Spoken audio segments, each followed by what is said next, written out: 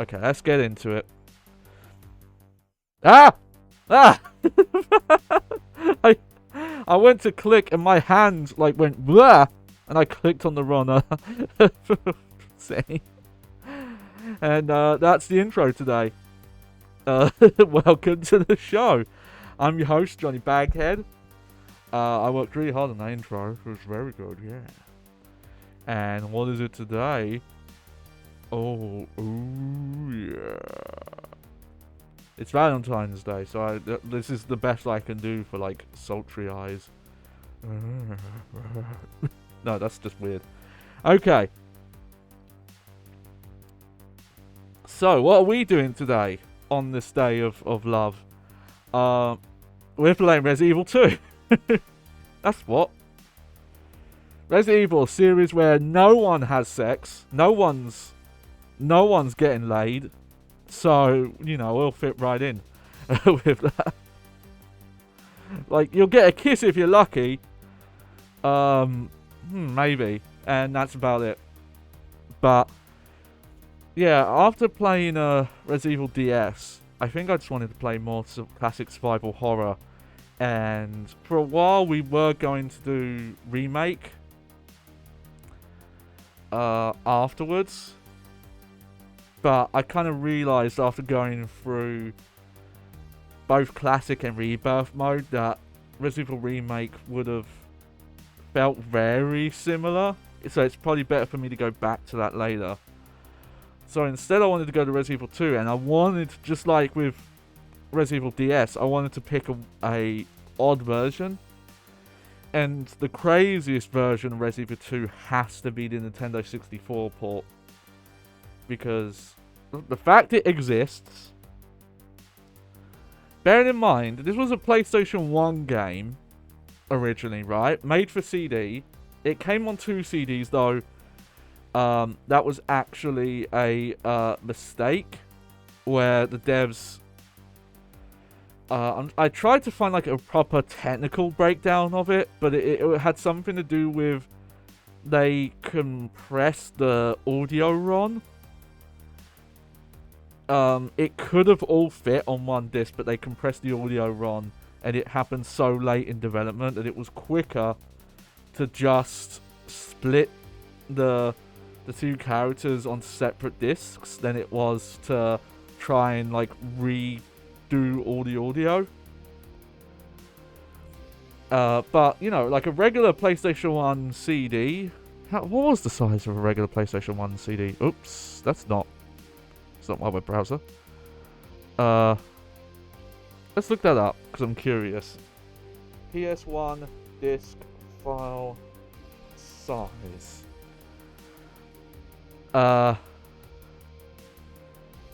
660 megabytes of storage.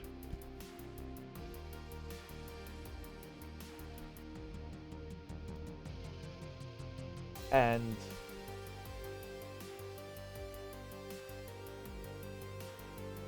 hang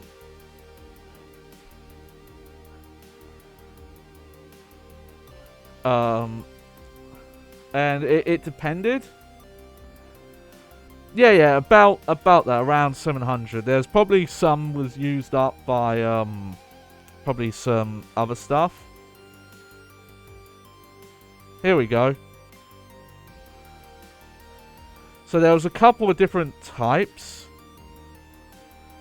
But like at launch. Okay. Game pack sizes are 4 to 12 megabytes. At the start. Then they got to 32 megabytes in 1998, and finally in 1999 64 megabytes. And I believe... Okay.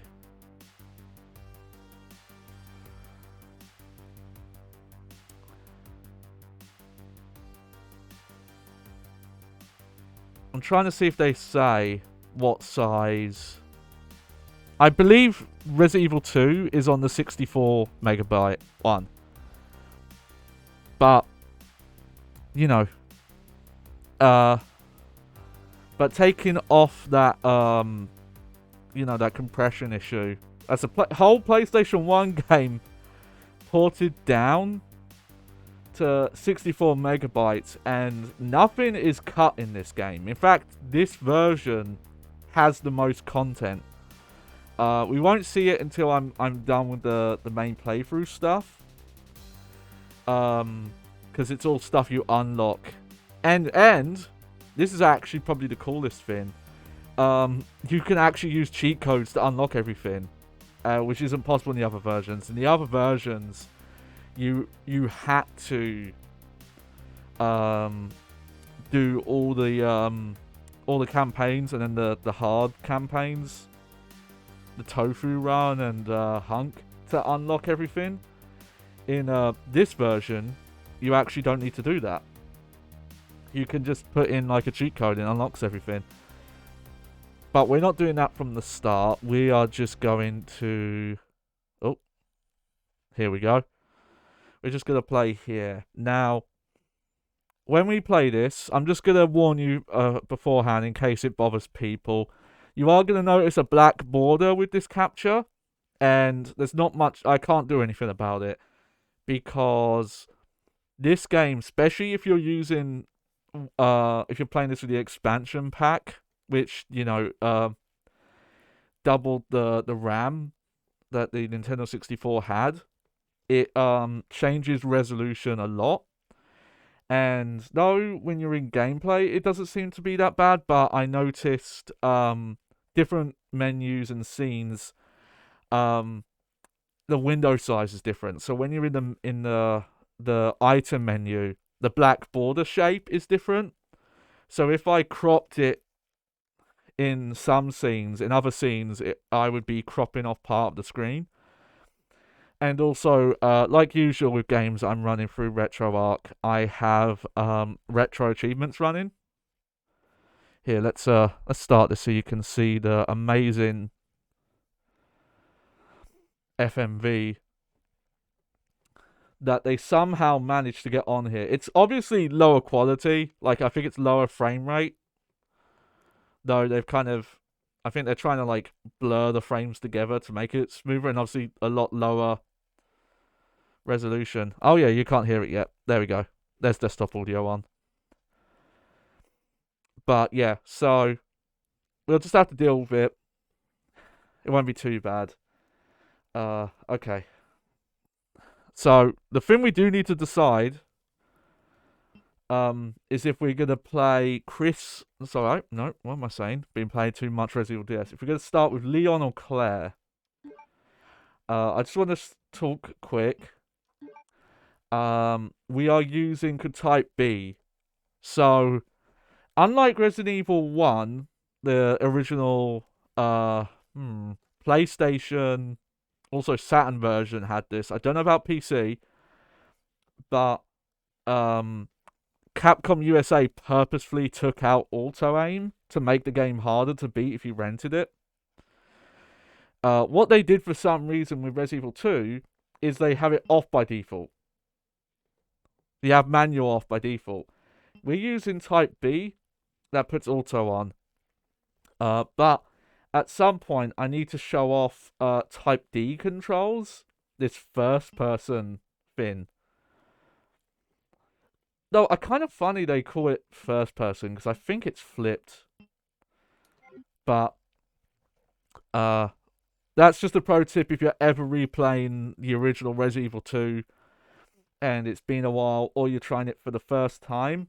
Go into your control and make sure you have the auto option. Because Resident Evil, classic Resident Evil, is designed, it's meant to play with auto aim. So yeah, anyone who's still in the chat, let me know if I should start with Leon or Claire. Because they have, a fair amount of differences This is obviously the scenario A. We can't pick scenarios right now. We're starting with Claire? Okay, we'll start with Claire. So I think this will be Claire A. But stuff we do with Claire affects Leon and therefore... Also, we have a violence mode. Oh, how violent do we want to go? Oh, high violence. And then blood color. I believe this option is exclusive to N64, but we're going to go for red. Let me know if I need to boost the game audio or not. Resident Evil 3 does that. So yeah, Silent Hill 3 does have that option. It was later revealed that the Okay. disaster had been caused by the Hang on. T virus. There we go. A mutagenic toxin created by the international enterprise Umbrella Incorporated. When I was reading up stuff about the cartridge, they were claiming the audio quality was better in this version, but I don't think that's true. Because I've loaded this just to make sure it works and all that.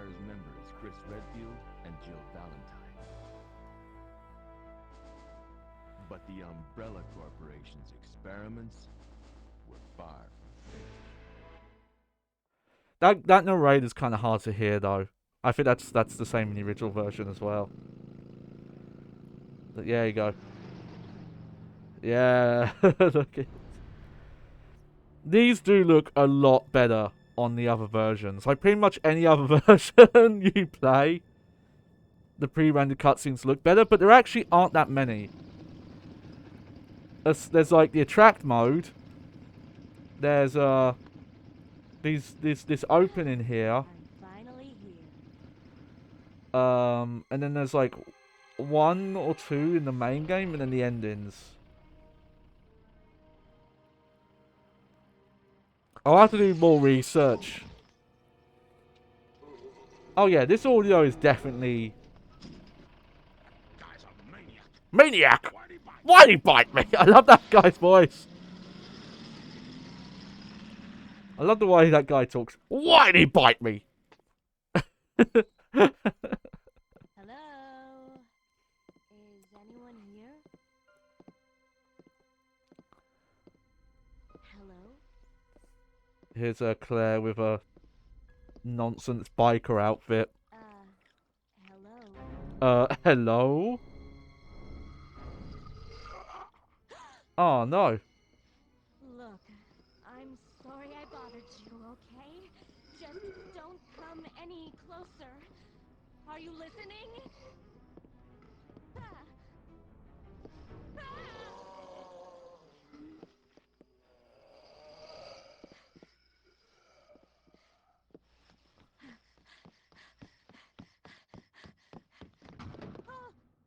Wait! Don't shoot! Get down! Oh, We can't stay out here. Head to the police station. It'll be a lot safer. yeah, we'll see when we're in game, but this audio is definitely more compressed. Probably because the audio was like tied to the video file. Like they're not yeah, it's just one audio track. We should load up the PlayStation 1, but... Oh, here, we'll let them finish talking. And the whole place went Great. insane. The radio's out. You're a cop, right? First day on the job. Great. Hey, Stay on camera. guy in riot gear driving a cop car. I have to check if you're a cop or if you're just plain dress up.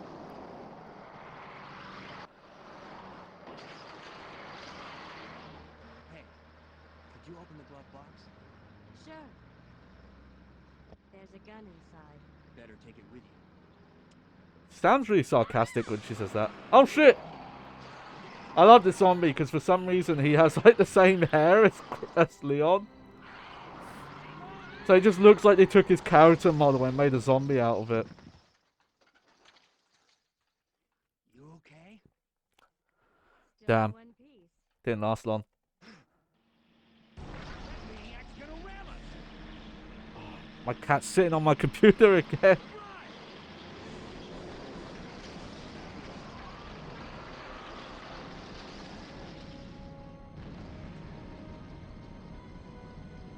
That maniac! Claire! Why'd he crash? I'm okay.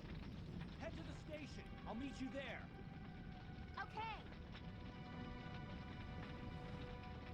Alright, let's get to it. So, from the outset, I'll let you know, I am rendering this at higher resolution than the native output. Mainly because of the the window size we're playing this at. Oh yeah. It looks a bit too blocky. It would have looked, on an actual hardware, it looks fine. But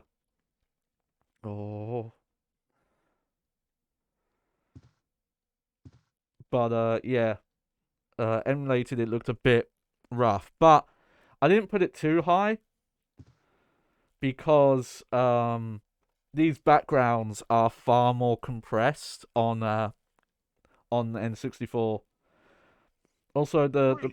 ah, Who are you? I'm doing just standing around. I didn't notice that guy. Don't shoot. I'm a human. Oh, I need some water. Ooh. Sorry about that, babe. I thought you were one of them. What's going on in this town? Hold on. I ain't got no clue, darling. By the time I noticed something was wrong, the entire city was infested with zombies. I'm gonna listen to the PS1 version, but that claim that this had a better sounding audio than PS1 is not true. I don't know why reviewers were saying that. But don't you worry, girlie. You'll be safe in here. I'm keeping a close eye on Like, you. I can hear the like compression. The case is broken. There's nothing useful inside. So yeah, so the backgrounds, I didn't want to render the game at too high internal resolution because then the character models, it would, like, I didn't want the disparity between the character models and the backgrounds to be too rough. This is, I can't remember what the exact review was, but it was me checking Wikipedia when I was trying to look up the info about the cart sizes. Nice. So yeah, that's an example of that screen. The black borders are like different sizes.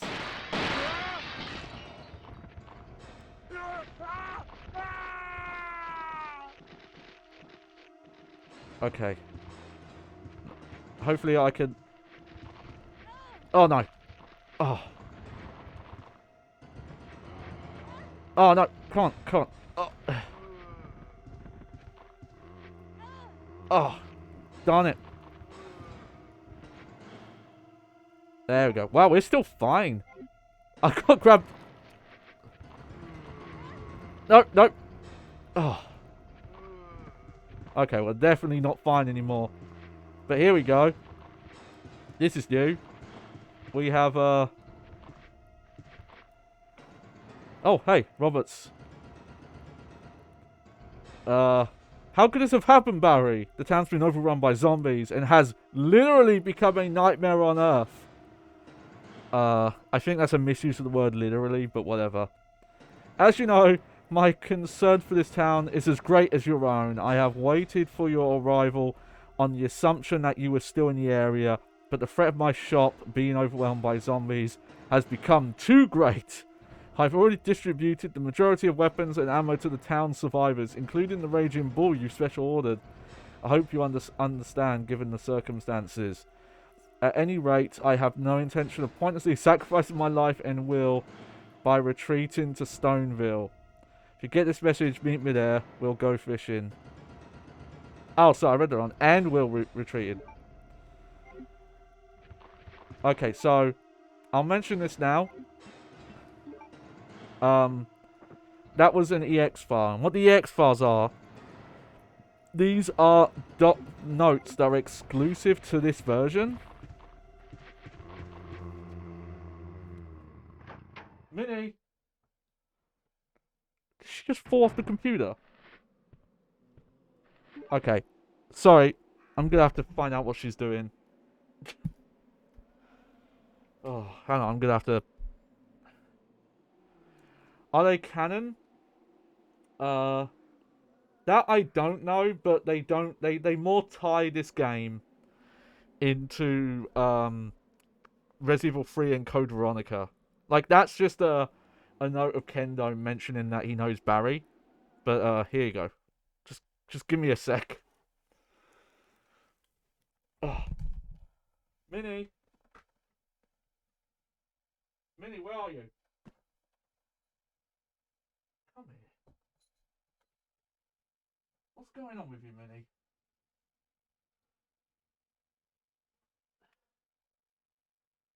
Are you okay now? There.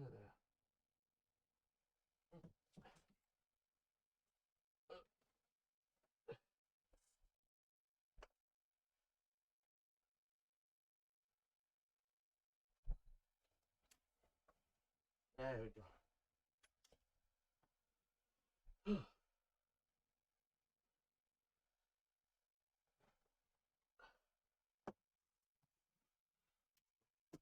Oh. Oh, it's just all going wrong. Okay.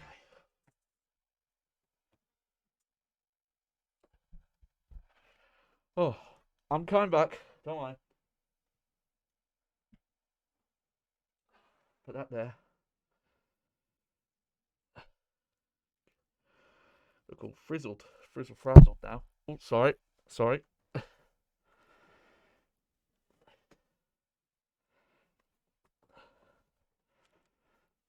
There we go.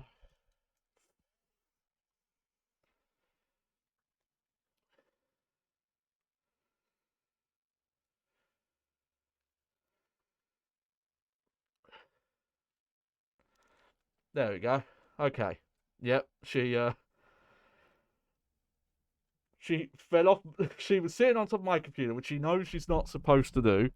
I have to tell her off all the time for that. And she somehow fell off. And she was on the floor. But, yeah, she just seemed like she did want to leave the room. And because she doesn't meow or really make noises, she doesn't really communicate when she wants to do stuff like that. So...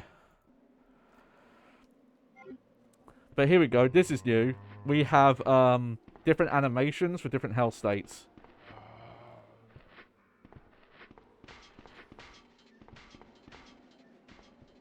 Oh, that's a good camera angle.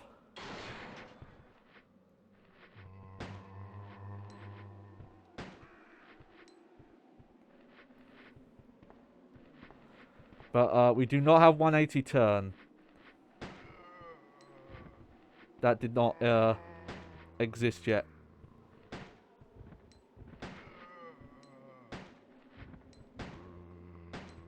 And we don't have the quick reload either.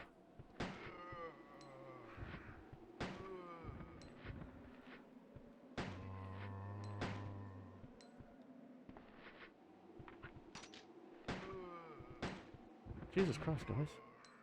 Are you dead now? Nope.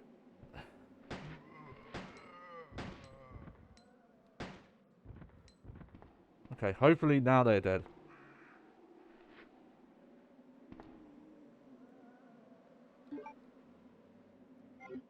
Oh, I forgot we got the crossbow. Which I hear is not even... God, are you still not dead?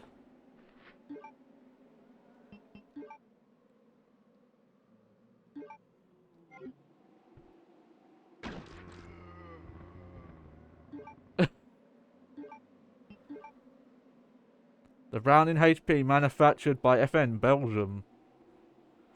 Uses 99 Parabellum rounds. Ooh.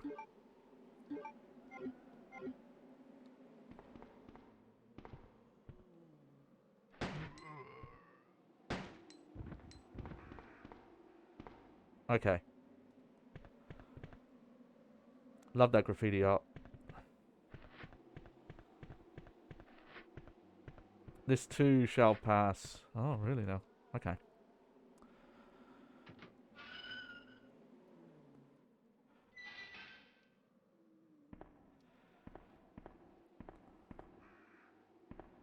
I would still, considering how these, well, how many of these pre-rendered backgrounds there are in this game, they still do look decently good. Considering they had to compress them all down.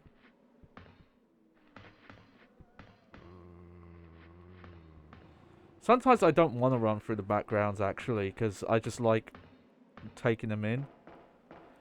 I'm kind of surprised it still has the little pause.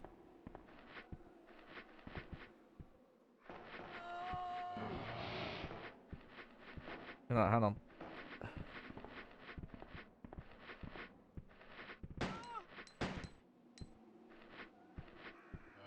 Oh, that's the Misty Zombie. I will mention, this is weird. Her model is different. Like, not just higher poly. The main thing is on PlayStation 1.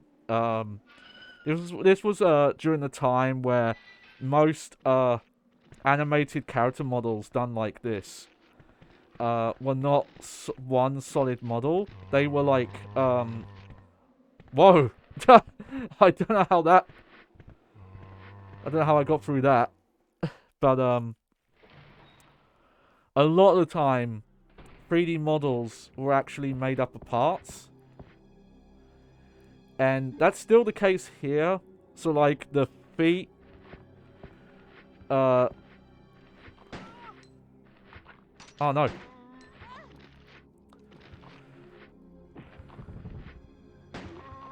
Hang on.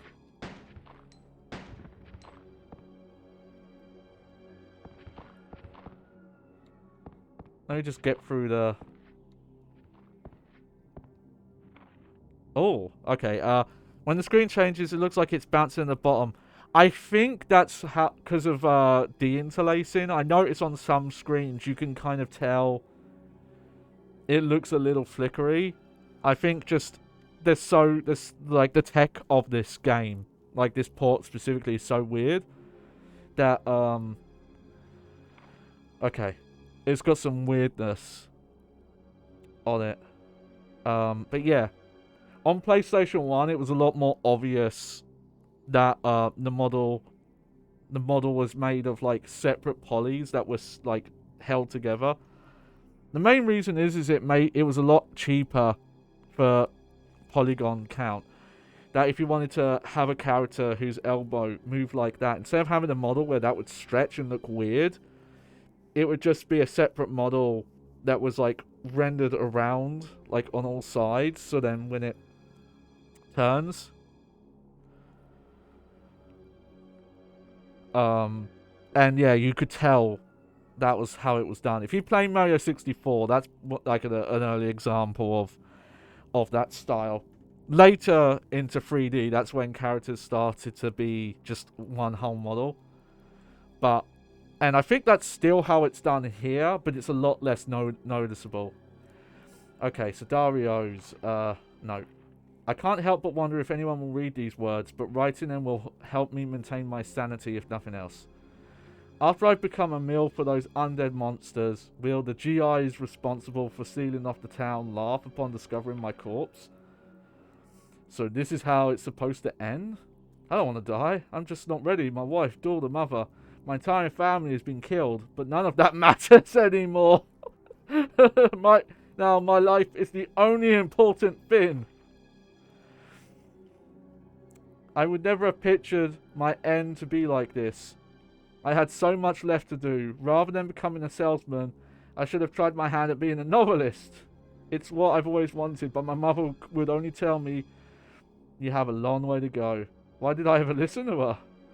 But it looks like the end for the great Dario Rosso, novelist extraordinaire, cut down before his prime. I could be wrong. I think that's a character you meet in Resident Evil 3. I think he's like a guy you meet early on.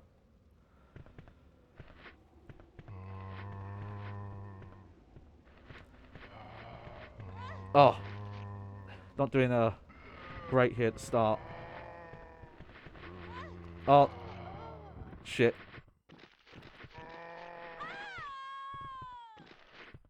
That's fine. We can, man, we didn't even get to a save point yet. I forgot. Yeah. There's quite a bit before you get to your first save. Damn. Okay. Oh.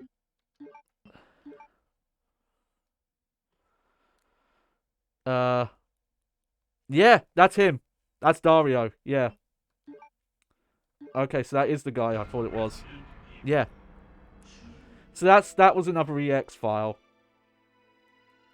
Don't worry, we can skip these.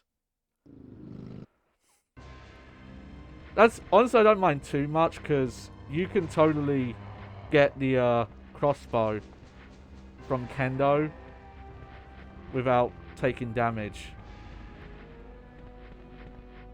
And frankly, I used way too much ammo in that corridor.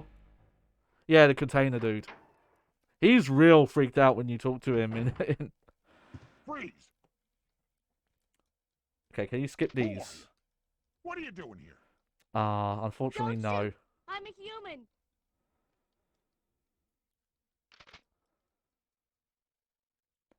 Ooh, That's a shame. sorry about that, babe. Sorry. He got real Canadian there for I a thought you second. were I one of just them. realised.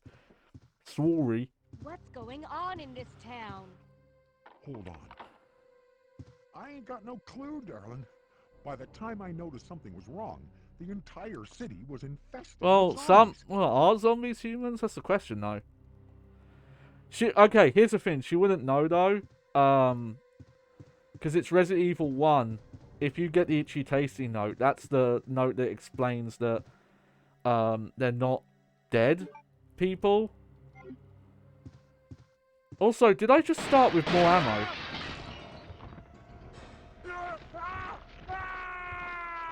I feel like I've got more bullets.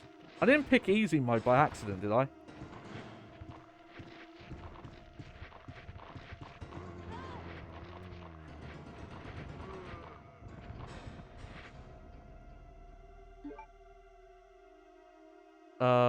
Whatever. It's fine. Okay. I'm gonna still pick up the EX file.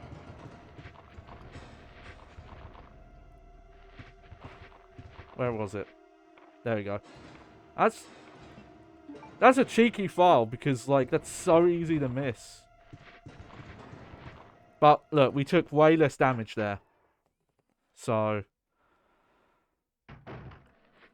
I don't think we would have picked easy, because you have to, like, select it.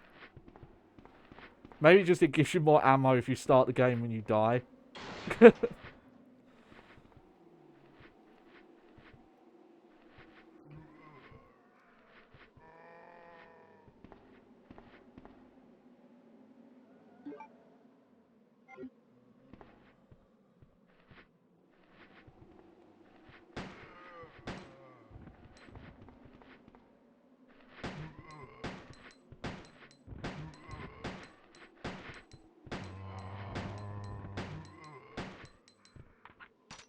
Reload, yep. Okay, yep. Oh! Ah! Thought I could get around that guy. Okay, well, I'm still fine. Yeah. So yeah, we don't have the 180 turn yet, unfortunately. I think Resident Evil 3 is the first one to have it.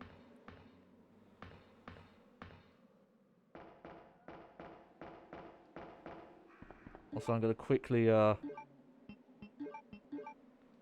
we go.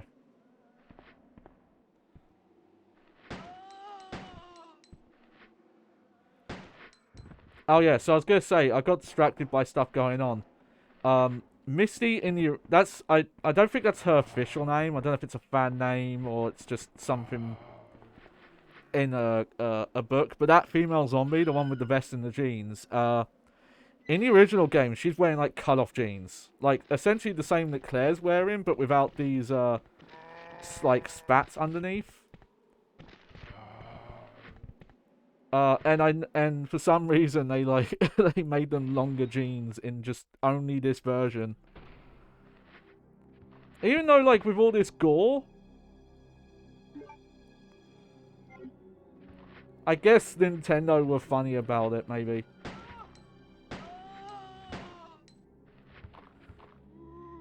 Well, they're more like jorts, I guess she's wearing.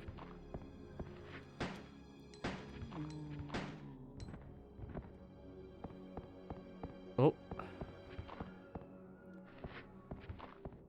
Oh, he's right up with the camera. Alright, let's get Dario's note. What I might do, actually, is I might try and find a guide that says where to find all the EX files. God, every time I say that, I keep thinking I'm saying X files. I'm not. Oh, that was bad.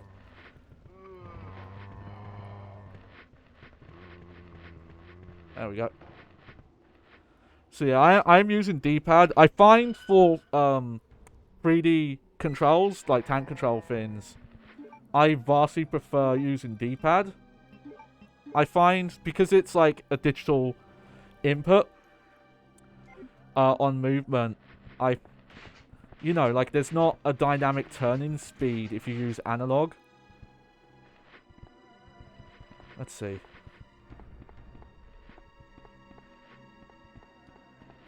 Here we go.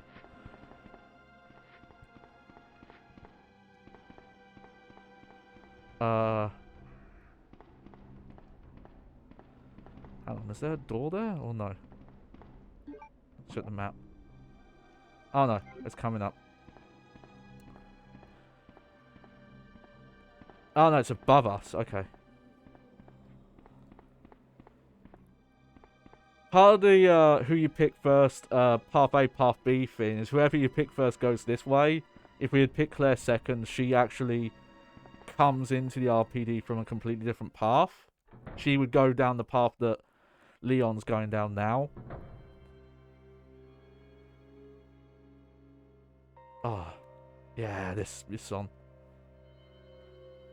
I'll say the music, they did a lot better job at translating the music into N64 MIDIs than Resident Evil DS did translating that music from PS1 sound font to DS sound font.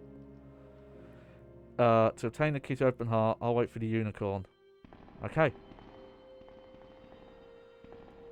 So, I think I've mentioned this before on stream, but my familiarity with older Resident Evils was from watching my elder sisters play them when I was a young'un.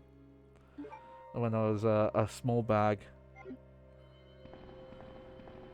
So, a lot of my memories are based on that and not directly playing them. I've played the Resident Evil 2, the newer version, the quote-unquote remake, a lot more than this one. So, I have to be careful not to think of that game because there's a bunch of layout differences. Side hall doors locked. The doors can be unlocked by a keycard. Okay. You know what? I'm gonna make sure I've got that now. Okay.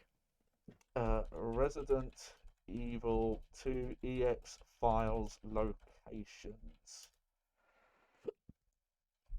Here we go.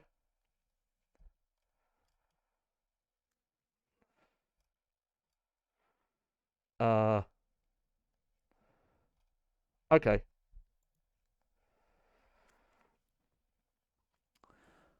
Okay, I've got this up now, so if I need it. We've got the first two. I want to make sure I get all the EX files, because again, they're exclusive to this version. Here they are.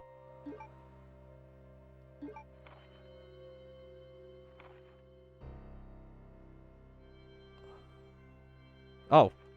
Did I start easy mode, or is that because I died? And it's like, huh, maybe you need help.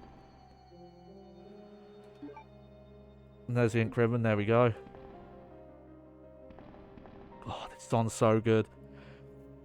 What I will say, a criticism of Resident Evil 1, sorry, the Resident Evil 2 remake, is the music is a lot better in the original. There's a lot of... It's because of the tone they were going for. A lot of the music's gone. Ugh. I will say, I don't know if these are saves would have been on the original cartridge, or if these saves are memory pack saves. So, the primary reason why we're emulating this is, if you're using the expansion pack, I mentioned this before, every camera cut, like going into the menu here, coming out, I think the map screen, and even just like these cuts here, if you're using the expansion pack, the game would change like internal resolution, and that's really hard to capture because most capture cards aren't designed to capture from sources that constantly change resolution, like internal resolution. It's quite common now that you'll see games with dynamic resolution, but the way they do it is like the output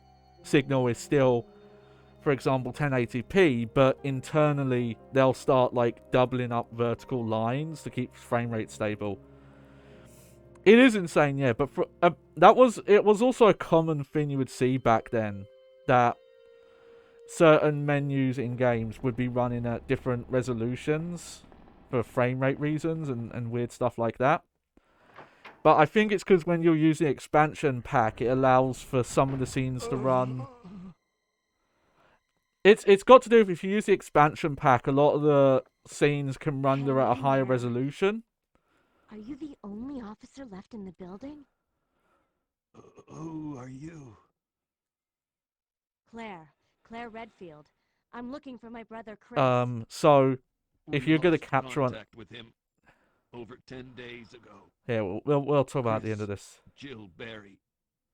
Every last STARS team member has disappeared. We should have listened to them. What happened? About 2 months ago, there was this incident There we go. involving these zombie-like creatures. So this is 2 in a months after mansion Resident Evil located 1. in the outskirts of this city. Chris and the other STARS members discovered that Umbrella was behind everything, at the risk of their own lives. But no one believed them. Are you okay? Don't worry about me. Just rescue the survivors in the other rooms. There, if you look at Here, Claire's take knee, you this can key see card. that it's a You separate should be model. able to unlock the doors There's a in the gap hall there of now. this. Now go. But Just go. He threatens to shoot you. okay. Just hang in there. I'll be back soon.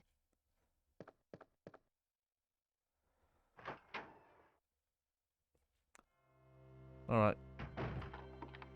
Oh yeah, despite the fact he was all on the floor, he's like got up and now he's locked the door, so we can't get back in there right now. But we've got the key card. Okay, we've got 8 slots.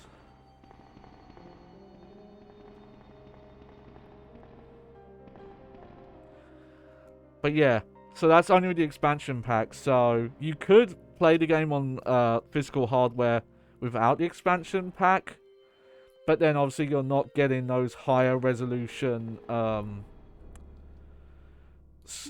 cuts. Like, so you know, the game's running at a lower resolution overall.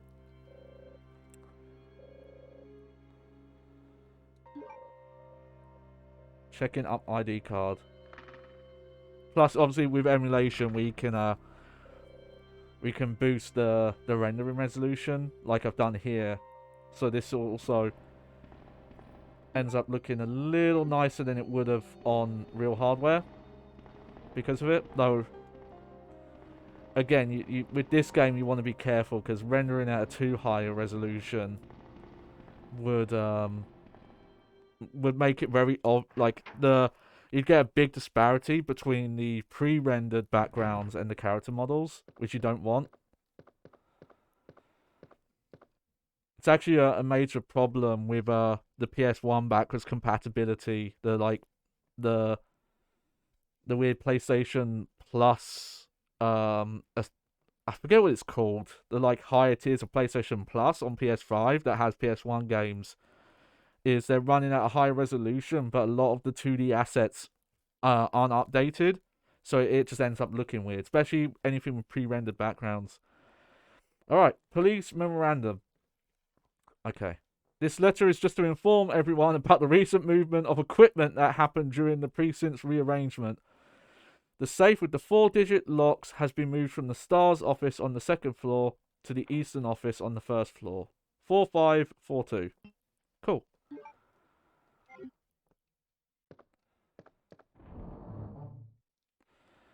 Okay, so for now... Oh, wow. just look at all those first aid sprays. And I'm going to put the knife away. I hear this is one of the games where the knife's the weakest.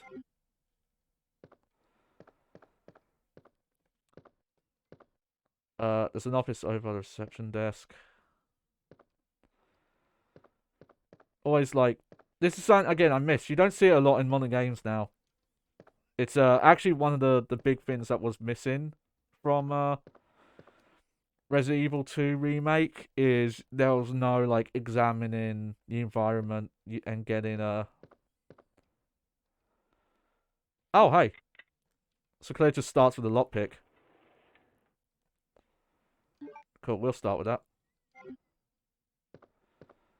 I didn't know that actually. I was not paying attention.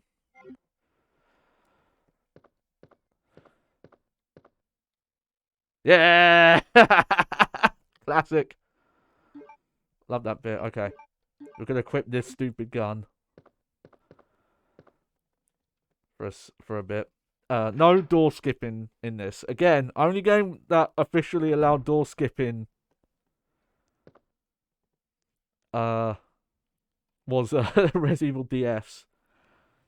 Which I've been looking for a copy of that. And that's a quite pricey game to get a copy of. Let me tell you. Though a lot of people listing it for a price higher than it's actually worth. You can get it for cheaper than a lot of the current prices if you looked at them on eBay. Here, we're going to take it slow here.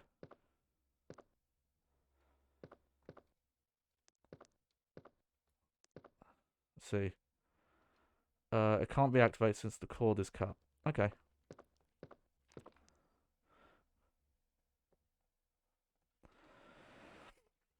Seems to be twisted off. Well, here's the thing, though. Okay.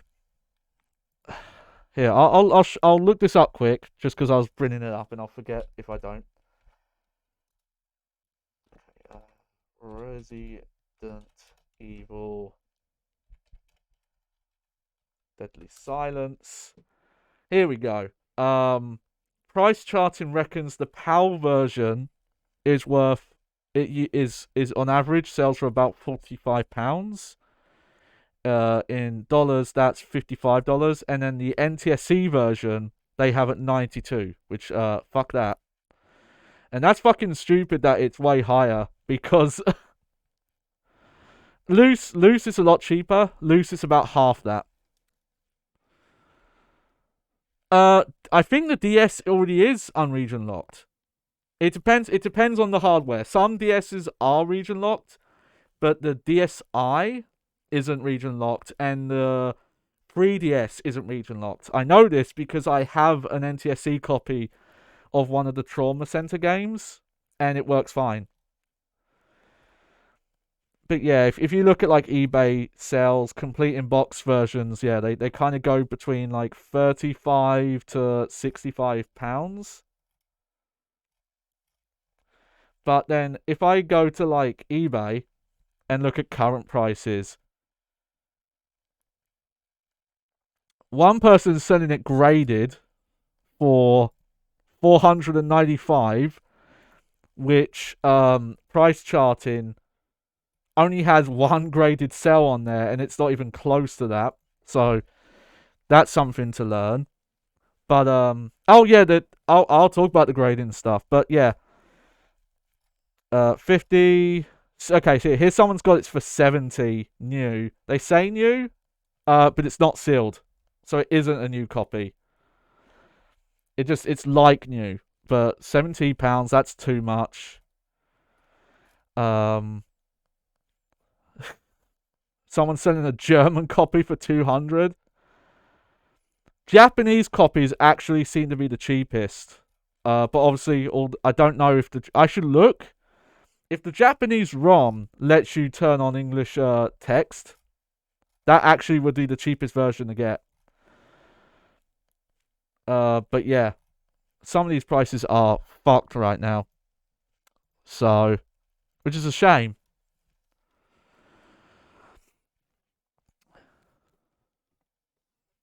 But yeah, grading stuff, because I think it's Wata was the main grading company. There's massive lawsuits going on because the CEO of the company, despite the fact this went against like their own rules, he was having his own stuff graded, and then was selling it like through their auctions under like aliases. Which obviously it's pretty obvious to guess like why that's not on the up and up. Spade, okay. But there are other grading companies. Oh, I don't think we got the right camera angle here. It might be a camera you get in scenario B. But there's actually... You see, there's that blood drip in there. That's supposed to be where the dismembered head is.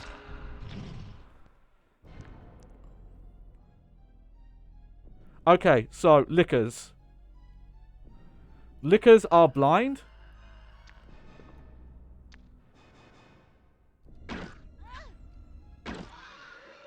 There we go. Oh, we did take a bit of damage though. That's fine, we'll take it though. So, the hint with them is, I don't know if they can hear you walking though. It might be like if you walk, they don't notice you as much. But yeah, there's some of the graded stuff is super dodgy. But I don't know anywhere close to enough to talk about that.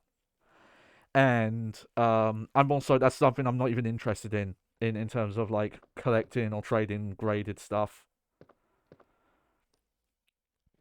Like, sealed's one thing, and even then I've got 2 sealed games, and honestly, mate, one day I probably will sell them, because I'm not... Oh, my short, and got a few dislikes. Yeah, I'm not surprised. Because once you get to a certain view count, people will, some people will just, I guess, on principle, downvote stuff. But the fact it was doing that well... maybe they thought you were making fun of it, like me. Look, if you're like, oh, don't make fun of the fill your Dark Souls with light scene, like, why not? It's goofy. Okay, let's go this way first.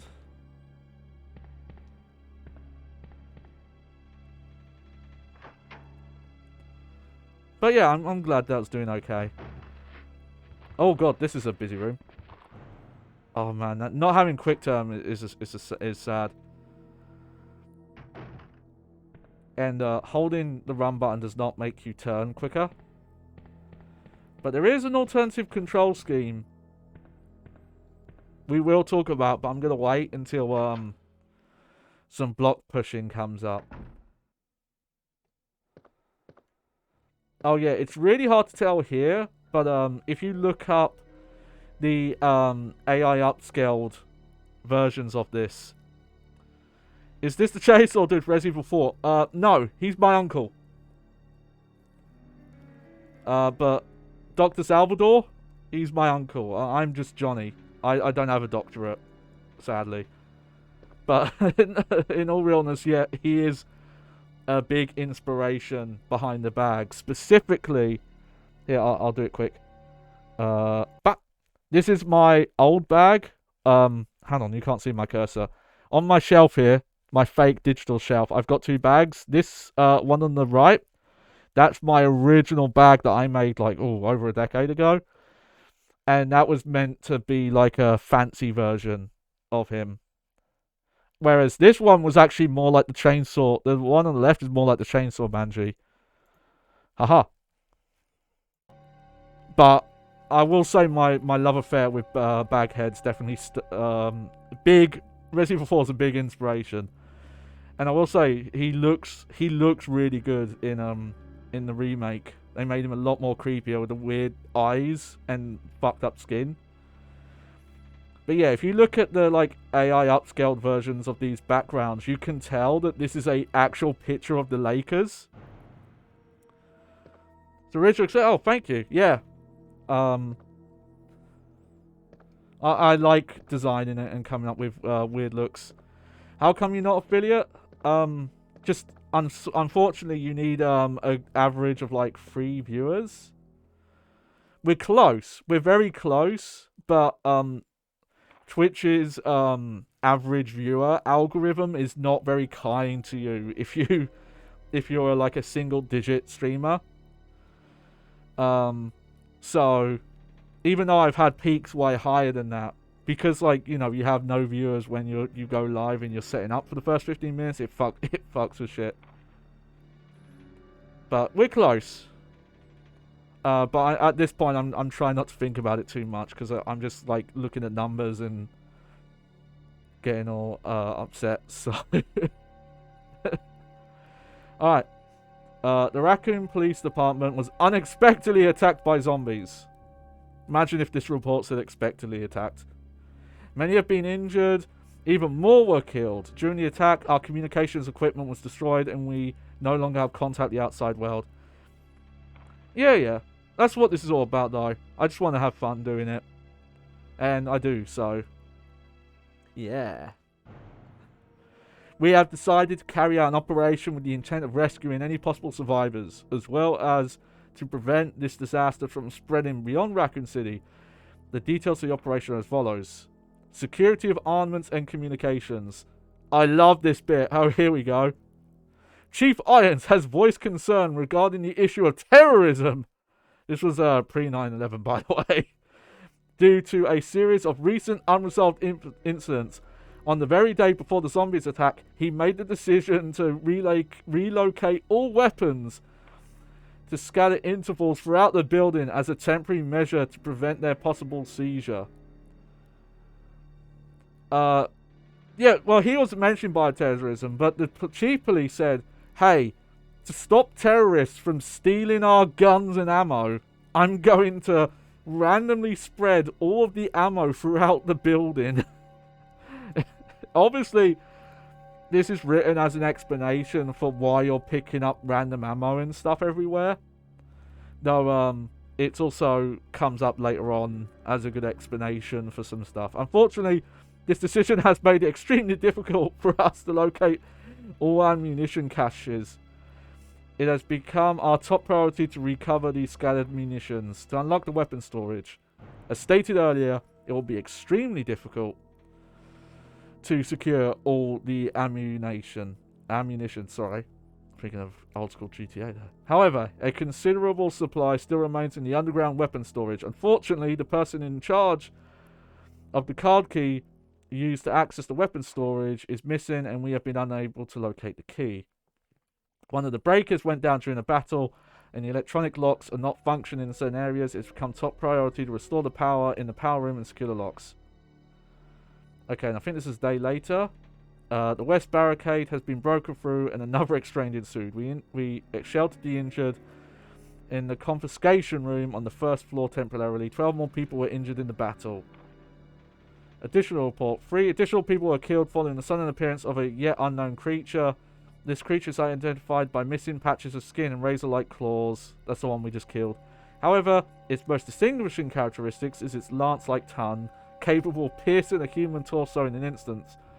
The numbers as well as their location remain unknown. We have tentatively named this creature the Licker and are currently in the process of developing countermeasures to deal with this new threat. Look at that, we've got a name as well. I love these these primary school chairs, elementary school chairs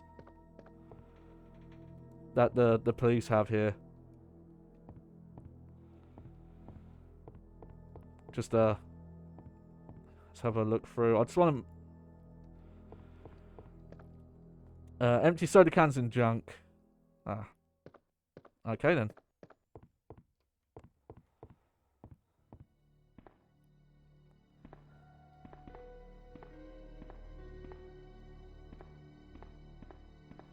It's a fireplace. Okay. The title is A Sacrifice to the Hellfire. So we can't do that yet. Is there anything over here? I will say this is something I'm not a fan of, is the weird hidden items that are like, oh, you just have to examine this weird spot and you'll find something. Let's see. Okay, so we have to go that way now. I'm not going to use the herb yet. Worst come to worst, I'll use the full spray. And we're not that bothered about ranks or whatever. For using spray. Okay, so let's plot our move. Granted though, we have a lot of ammo. I guess because I died during the intro, they gave me more ammo.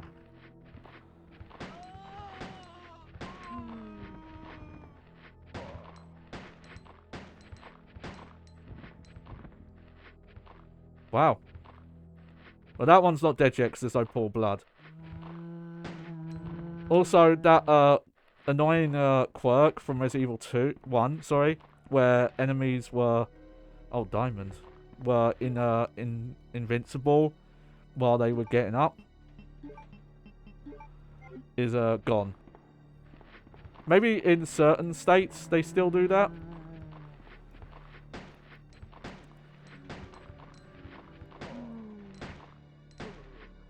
Oh, oh. Oh, good. Alright. Damn. Didn't mean to do that. They do look good. They are definitely a little bit more blurry and compressed. Also, the rendering resolution helps here. I think actually the native resolution that the Nintendo 64 ran at was maybe slightly lower than these backgrounds could look. They definitely look better on PS1 though. But again, this was a Nintendo 64. This was 64 megabytes they were working with, and somehow they managed to do this. It's impressive. Okay, put those away. Oh. It's locked. A special kind of key is required. Okay.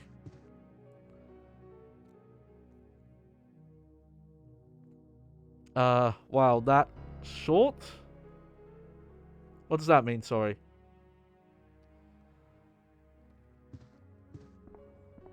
Okay, well, I know there's an ink ribbon there. Oh. Maybe it did, yeah, nice. Can you see that actually? Does it tell you, where a person subbed? Okay, so, yeah, you can develop film there. I'm noticing... I wonder what Resident Evil it is, where, the items, like, have a little sparkle on them. I want to check something.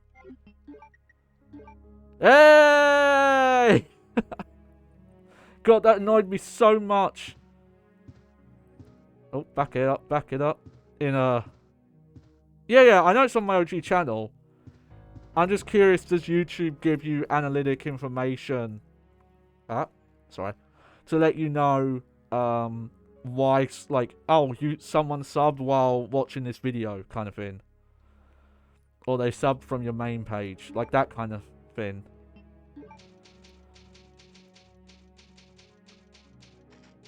Dark room. Alright, let's put this away. I believe the... Let me check my little document again. Here we go.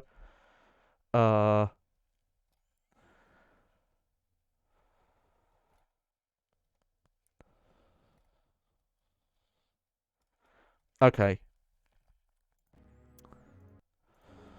These all the memos coming up seem to be on the second floor. Coming up here. But also, I should mention that old channel.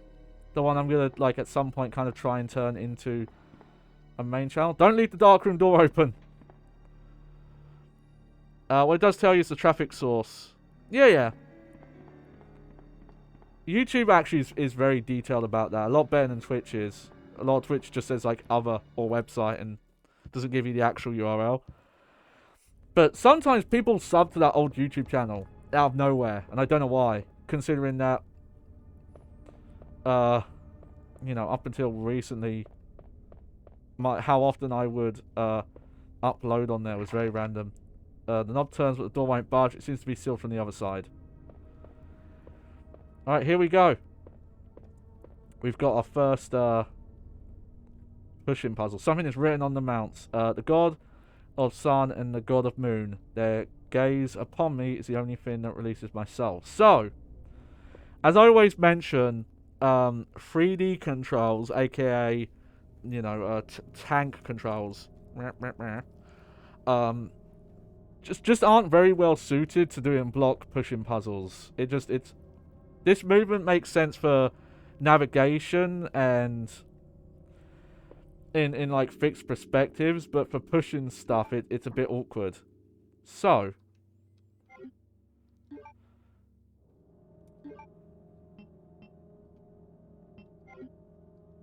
this is another exclusive feature of the Nintendo 64 version. Ah! Oh! Yes, this version has 2D controls, and this shows you how broken they are. They're also like a bit awkward for doing really precise movement because they're very sensitive. But for block pushing, I'm gonna enable them.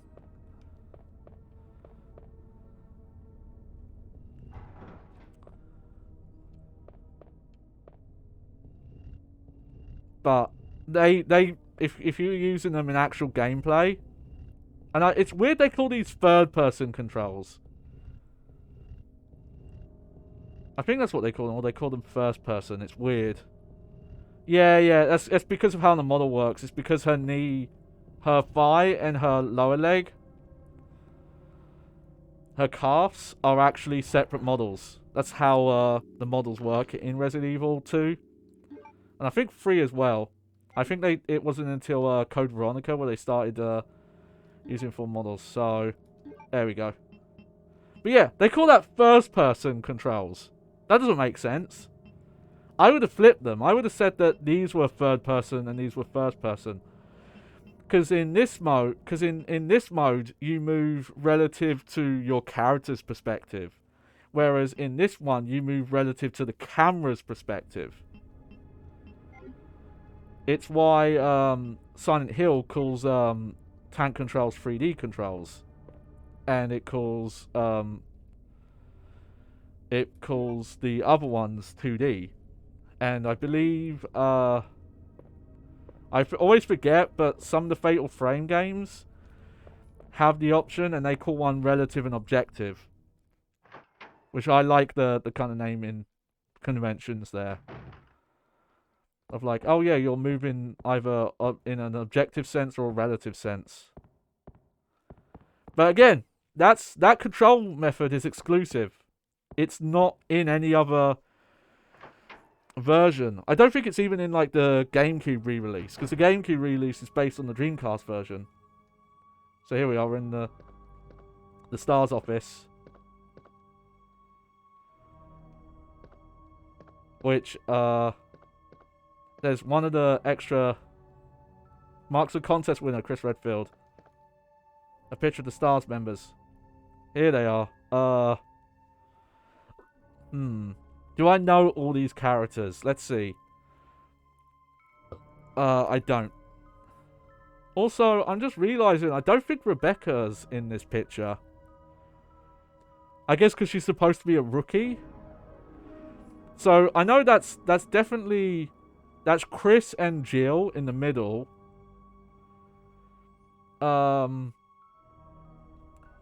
I forget his name. The guy with the bandana is the guy you see get killed by the dogs at the beginning of Resident Evil 1. Above Jill, that's Wesker. Above Chris, that's Brad Vickers. He's the chopper guy. Next to Wesker, that's Barry. Actually, no, sorry. The chopper guy is the one on the far side. I think the one with the white vest, I think that's Ricardo. I think Keith is the one above Ricardo, the black guy with the black vest with the kind of like yellow shirt underneath. He's the one you find the zombie eating. The guy next to him, that's Forrest. I don't know who the two on the end are, but I believe you see more of those two in Resident Evil 0. I don't know who that is above Chris, though.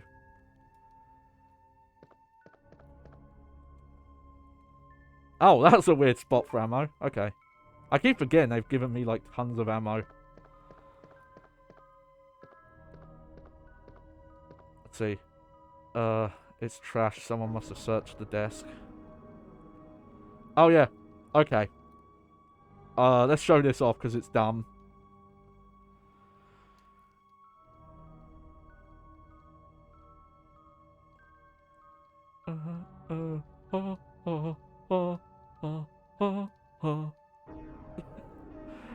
I am doing this for a reason.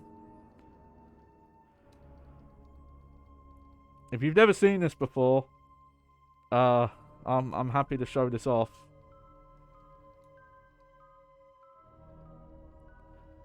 It is trashed, yeah.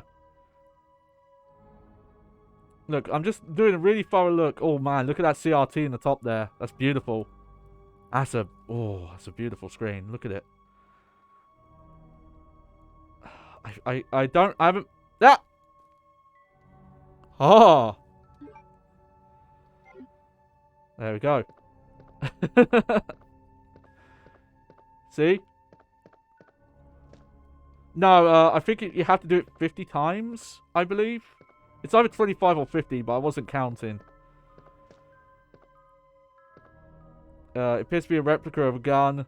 The owner is probably a member of the NRA. Oh, no.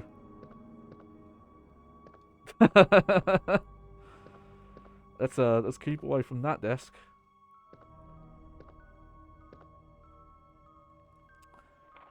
Alright, Chris's diary.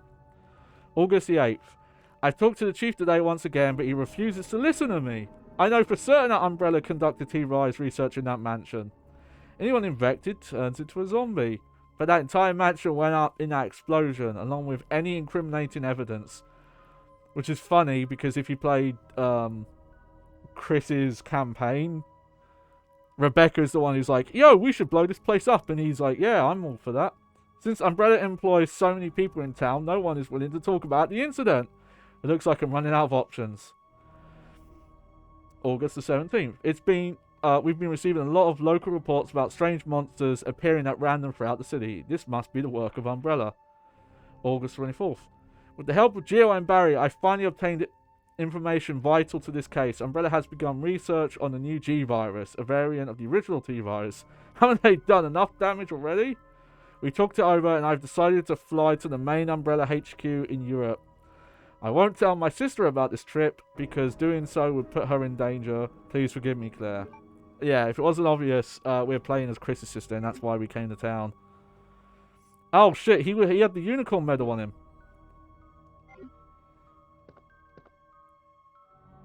The player reflects the owner's personality. The desk is disorganized and untidy. I guess that's Chris.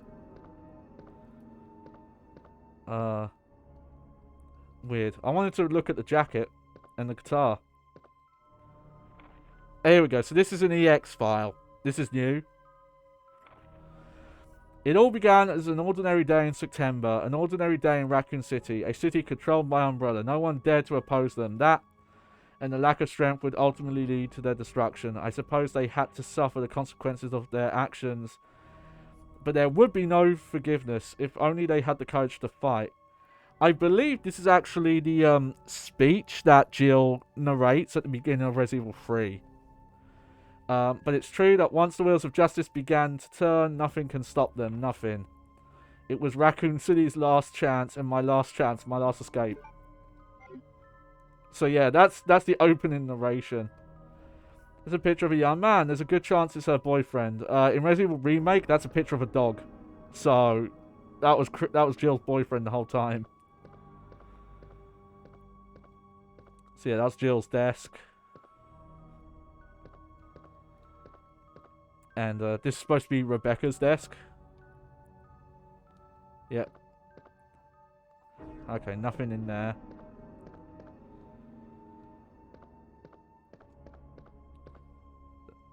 This must be where they gathered information. Oh. Hey! Yeah, we'll take it.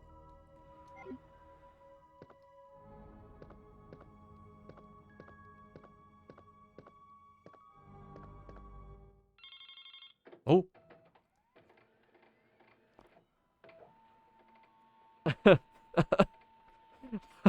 There's probably going to be some people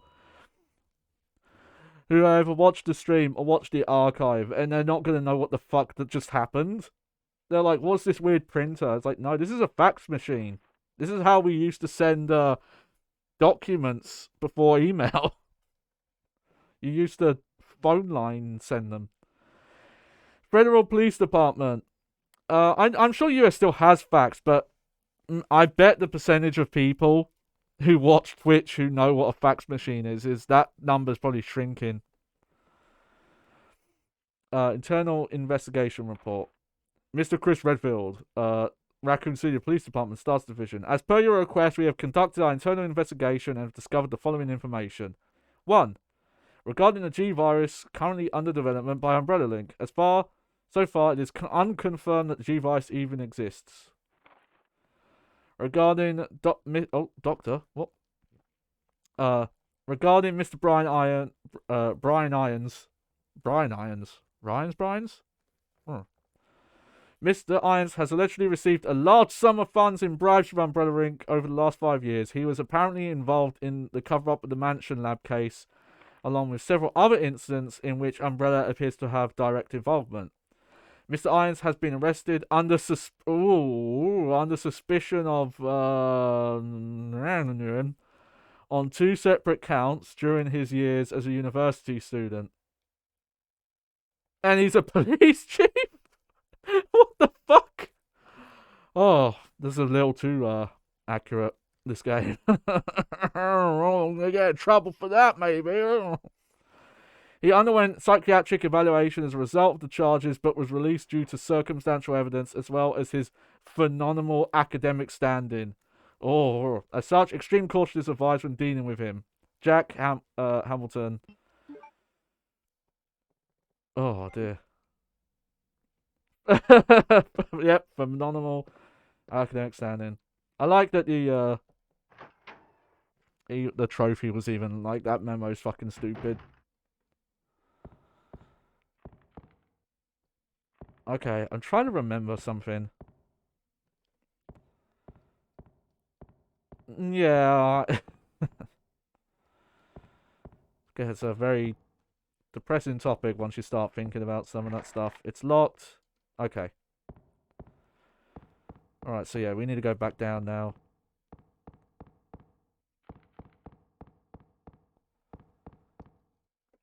That's fine. We can put some stuff away. Got the unicorn medal. Love the unicorn medal.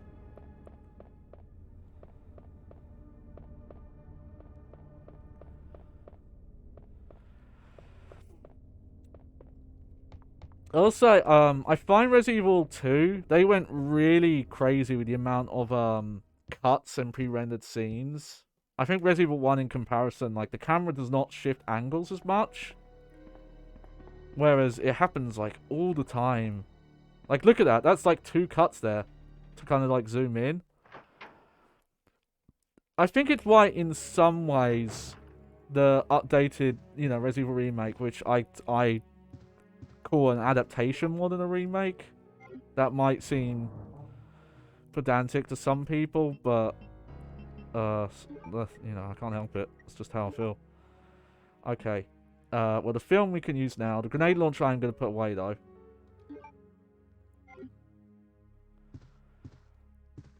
Alright, let's check out our secret film.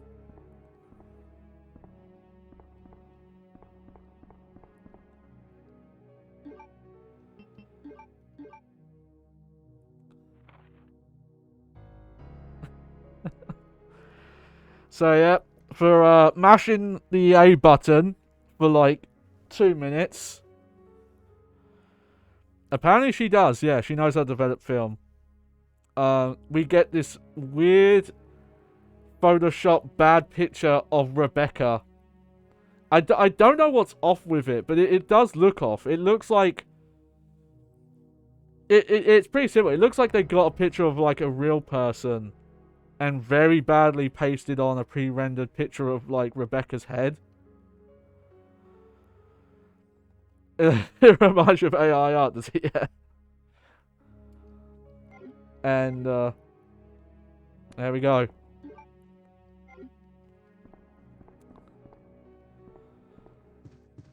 And people have used that to say, yeah, her head does not match the neck or body. Yeah. That Easter egg is in the remake as well, and it's a way better picture, let me tell you. But Rebecca's had that as a secret costume in a couple of games, actually. I forget which ones, but she does have that, like, RPD thing. Yeah. Okay, gotta just remember what my controls are here. Alright, so we're gonna go back to the main floor. Seems kind of weird that I just have to run back. I don't have a shortcut yet. Oh yeah, I can't, that shortcut's not open because, oh, I forgot his name suddenly.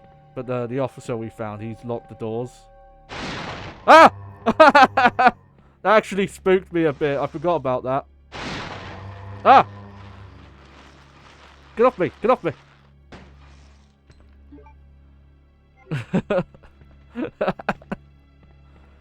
Oh, good one, Resident Evil 2. Spooking me like that. How could you? Oh.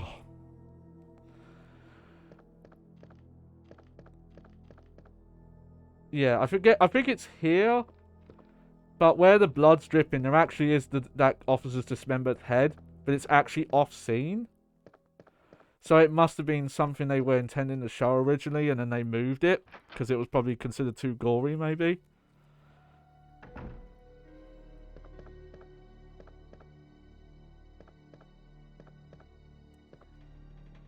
But, yeah, I feel like 2 ways about it. I would have liked if the Resident Evil 2 remake had a optional mode with fixed camera angles, but at the same time I don't necessarily think the game needed to be like a 1-to-1 remake of all the shots like Resident Evil 1 remake is, because I think Resident Evil 1 has more atmospheric camera angles than some of the angles in Resident Evil 2 that just feel a bit more functional. Yep, there we go. So, there we go. It's in the shape of a spade. Okay, so unfortunately, okay, this is a quality of life thing that the remake does, we don't have here. The doors are not marked. So, I'm just going to have to try and remember which ones were spade doors and which ones weren't. Oh. I don't think I checked this door, actually.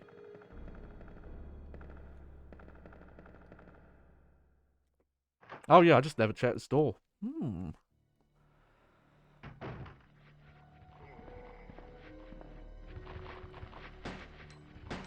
Oh, hate when that happens. Oh god, that's a lot of zombies. Thankfully, I've got a lot of ammo.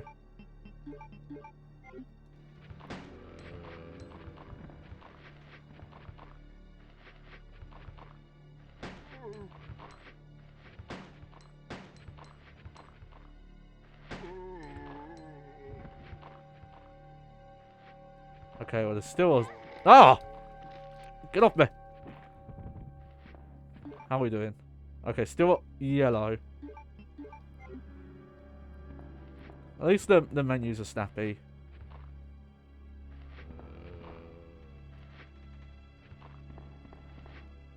Nothing to care about.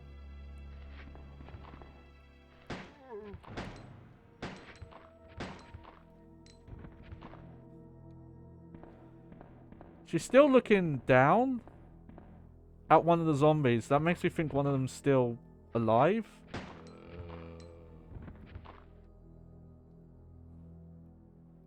Weird. Well, she's definitely not looking at something to pick up.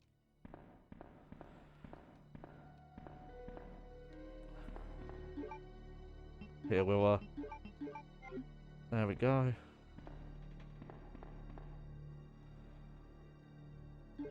Alright, well, I can use that if I get into a spot of bother and I don't want to use the, Oh yeah, there's that Lakers poster again. Nothing is wrong. Well, you know. September 28th, night shift, George Scott. Yo, why does he get to have two first names?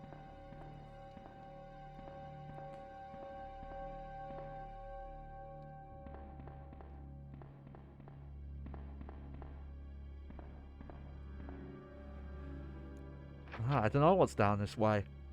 Also, when you start Resident Evil 2 Remake, the opening of the game is a lot more linear. It kind of feels like it's meant to be a tutorial mode for people who haven't played a game like it before. And I mean like when you get to the RPD, even though there's like an opening kind of tutorial bit before that, it's like very linear until you get to oh no, get off.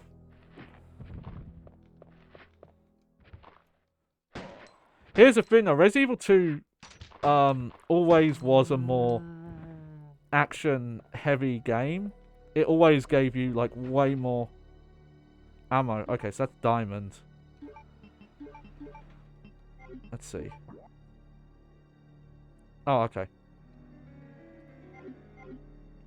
It's good for you to check the map because I would have. Oh, look at that. There we go. How long are we going? Okay.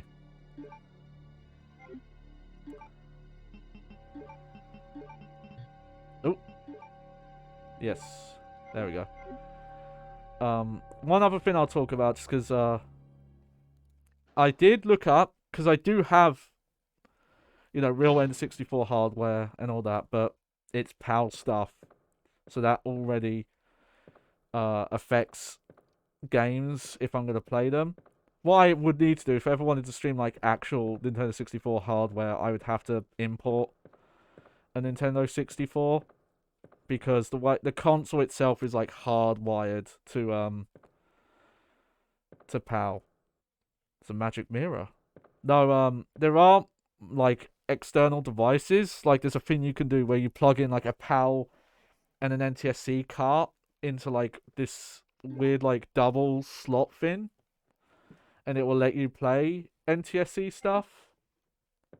But I don't know if that causes potential issues or anything like that. Huh. Is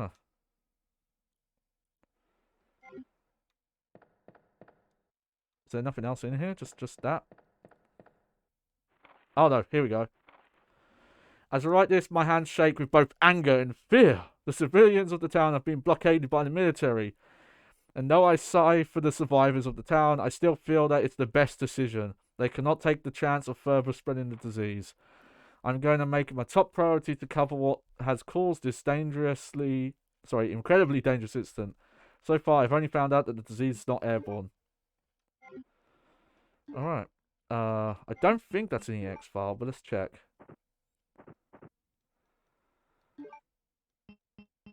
Oh, that is. Wow. That's kind of a nothing file. Oh well. They can't all be winners.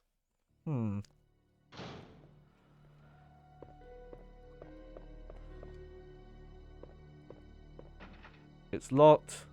A club. Okay. And what was up with this door? Is that the one? Yeah. Okay, that's diamond. But I was curious of like, what would it take to let me play this emulated but with a real Nintendo 64 controller? Turns out it's not worth it. Adapters to allow Nintendo 64 controllers to work on a PC are actually quite expensive. They're in fact more expensive than third-party Nintendo 64 style USB controllers. Did I try this door? No, I didn't. Okay. So it'd be fun for a laugh, but that's way too much money for just a laugh. Any difference? Not functionally. Oh. That was good. I got too used to Resident Evil DS where you can see your health bar on the top screen.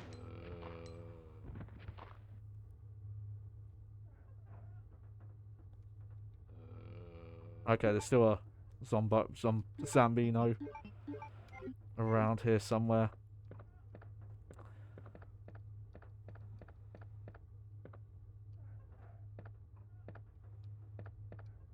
Just in case that jerk can get up.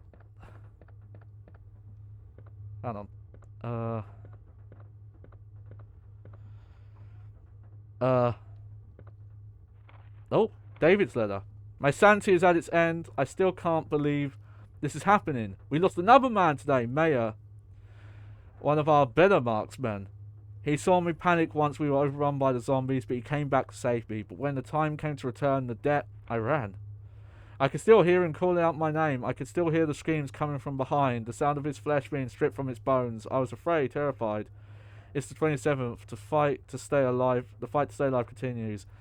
I took out several zombies who managed to break through the barricades.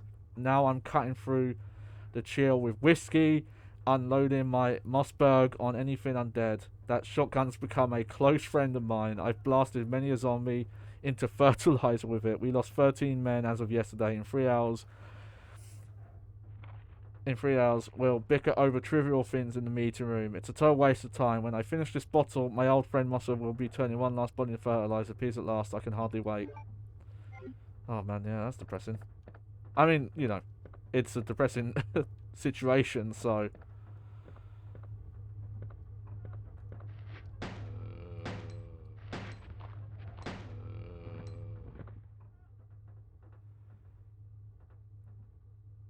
Oh, okay. Yeah, so that zombie on the ground. Oh yeah, I know about this. Hang on. See, hidden herbs, a lot of hidden herb stuff like that. I don't really know how good reproduction Nintendo 64 controllers even are, especially USB ones, and the price for those could like really vary all over the shop. If the one I'd be more interested in is the Brawler 64, which is a modern controller that works on Nintendo 64. It actually makes it closer to this kind of layout. Just, you know, you have your A and B here, and then the C buttons here. The only thing I don't like about it is, I think the D-pad and the analog stick are swapped though. There is also the Switch controller for the N64 Switch controller, but that's really expensive, I think. Is there are some first-person shooters on Nintendo 64 where you would use the D-pad for movement, like here, and then this you could use for camera control. And the Brawler 64, I wish it had like 2 analog sticks, like one on the left and the right, so you could use it for that. Because I found with my hands, using the Nintendo 64 analog stick seems to be kind of fucked up with my hands, with you know, because I've got my chronic pain disability I have to worry about. Is this the one? 4542. Okay. So if I was playing on real hardware, I'd probably use that controller, but I'd have to learn how to play a first-person shooter aiming with my left thumb, and I don't know if I could do that.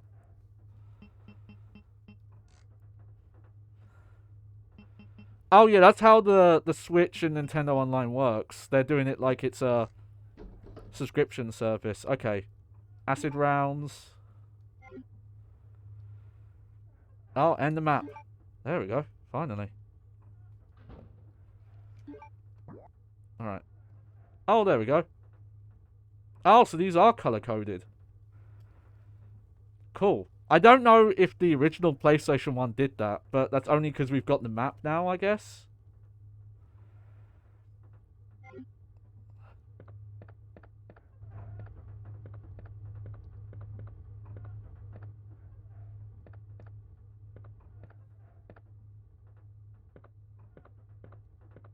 Oh yeah, if I remember right. Yep. I have seen quite a few playthroughs of this though. So I do remember some of the like hidden ammo spots. Okay, so red is heart key. Okay.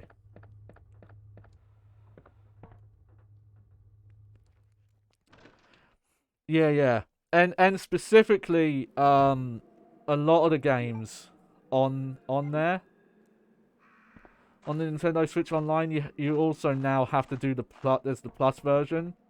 So I think N64 and Game Boy Advance you only get in the plus version, which costs a bit more. I could be wrong about that, but I thought that was how it worked. Oh, okay, that's locked from inside. Don't quote me on that, because I might be remembering wrong. This is a funny background, because it looks like they forgot to finish this side. I guess it's because it's supposed to be night, but it just looks like... It just looks like they forgot to finish it, because it's just all black. There it doesn't look bad. But it's like, even if it was black, like, there should be some sort of, like, sky.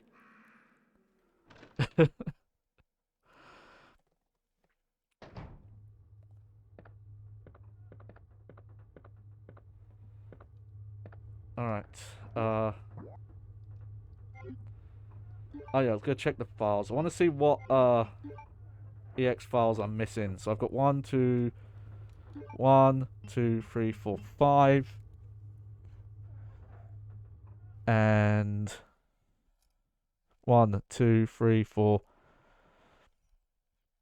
Let's see. 1, 2, 3, 4, 5. Okay. I've missed 2, but it's because they're rooms I haven't been in yet. And then...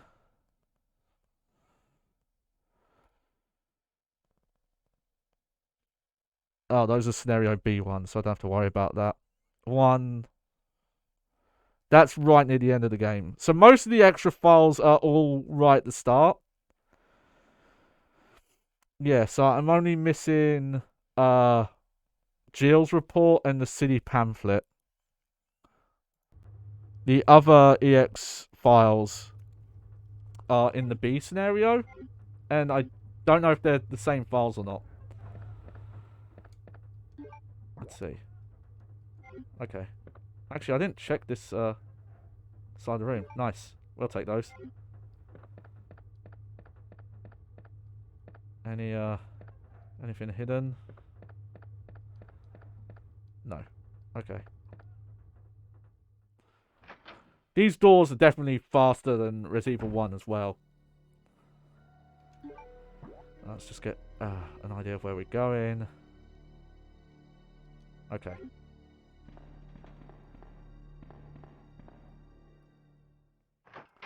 So, yeah, that's a pro tip if you're playing this version. I don't know if other versions do it, but if you're playing this version, if you start the game and then die immediately, you can get more ammo.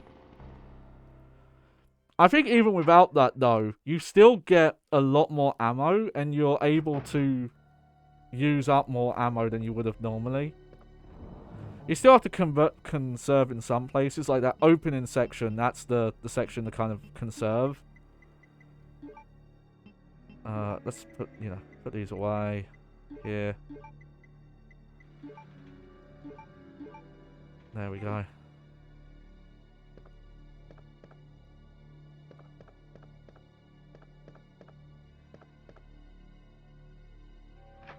But yeah, see, that's what that shows there. If you just play enough, you can get really good at the 3D control movement. That was a bad sign there, but that's because I was like leaning over and accidentally hit a button. But just the fact that, I navigated around there. I won't blame people who, for whatever spectrum or disability reasons or other stuff, can't think in 3D space, have trouble with it, so I won't blame them. But just the, I bang on about this all the time, but the general point, they're bad, they don't play good. It's like, no, that doesn't make any sense. Okay, we received a report of a suspicious individual sulking around the sewers in the outskirts of Raccoon City. I searched the area and located the individual, but he ran away before I could question him. I discovered the following items: a small amount of C4 plastic explosives, an electronic detonator, 9x19 parabellum rounds, infrared scope broken. End of report. I don't think that's the... Oh, wow. Ink ribbon. Okay. Is it skulking? Was it skulking? And I said that wrong. Oh, okay. Yeah, I thought so. There's a file. One of the EX files is here. Here we go. Jill's report. Okay. July 24th. Raccoon Forest. The following documents were obtained at a sanitarium owned by Umbrella Corp. Umbrella bioorganic weapon publicity material. Dev code. Yep, that's all the Resident Evil 1 zombies. In addition to the above, it is believed that several other BOW were created by means of accidental infection. During the course of the tests, it was discovered that the contagion is not limited to human beings and may pose a hazardous risk to plant and animal life forms. Effective means of controlling this contagion is yet to be found. Raccoon Police Department, yep. Okay. Alright, I'm doing this because I know what you have to do with this. There we go. Crank.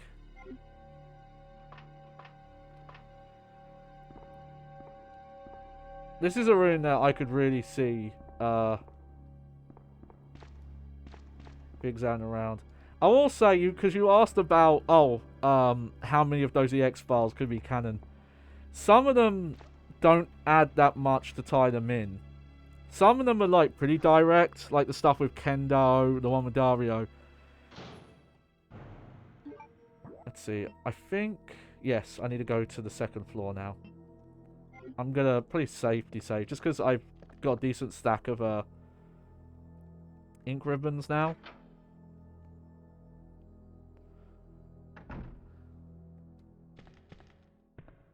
Oh yeah, I gotta be careful here. I don't know if I could still get grabbed, so let me make sure I like, yeah, not having the 180 turn does suck. Especially, I'm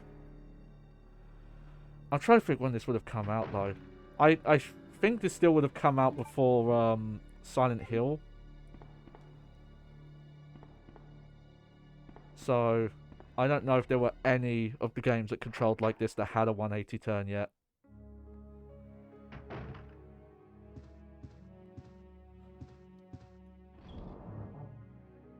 Alright, so...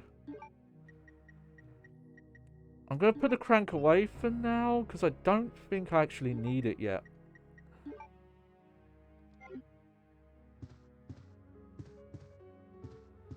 But let's save. But also, man, the text moves so much faster than it did. Even in Resident Evil DS, you could hold a button down and make it scroll a little quicker. But, it wasn't even as quick as this. And that's not me holding down a button. That's just how it normally is. Alright.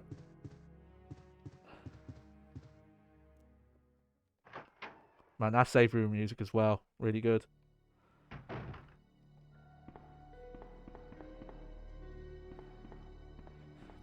Alright. Up we go.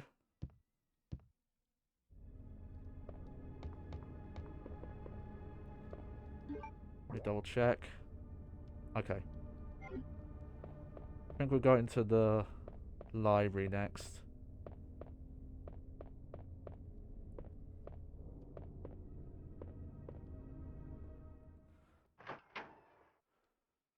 Yeah, there's just a lot of camera cuts here. Oh! Huh? Help me!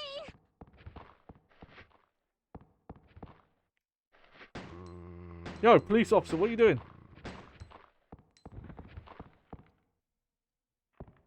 Is he dead?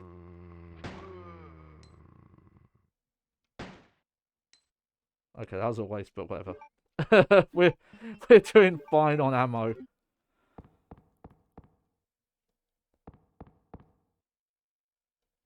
Where'd she go? Oh, she crawled through the vent here. A small ventilation shaft. It's hard too small for an adult. That's too small for a child to fit through, though. That's like a cat or dog size. Hey, look at that. It doesn't make any sense, but I just love that the games do that. They free up the inventory space. Leon! Hey, it's Leon. Claire, you made it. Yeah. Have you seen a little girl around here? Get to see them run through their Yeah, MMO you just missed emote her. cycles is through she? their emotes. I don't know. But it's too dangerous for her to stay here alone. Leon, I'll go look for her. You Yeah, go I'm find her and fairly get out of here. certain the audio here Of course. is But way before I more forget, there's compressed a than it radio. was on PS1. That way we can keep in touch if something comes up. I've got to look up why Wikipedia had that quote. I'll go look for her. You go and find us a way out of here. Oh, good to see Leon's doing okay. None of this information looks useful. Okay. Can't use the vending machines. Let's see.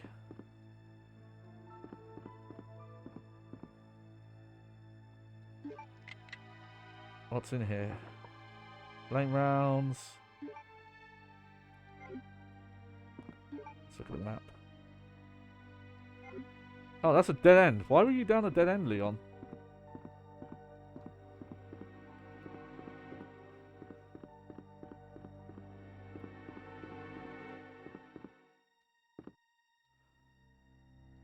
Nope.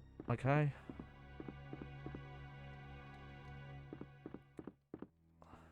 Oh, there we go. Yeah, man. Even if I didn't start with that like extra ammo cache, you do, as long as you're diligent about examining like a lot of the environment, you find ammo everywhere. Like, yeah, if you miss those secret spots, you would be hurting a lot more.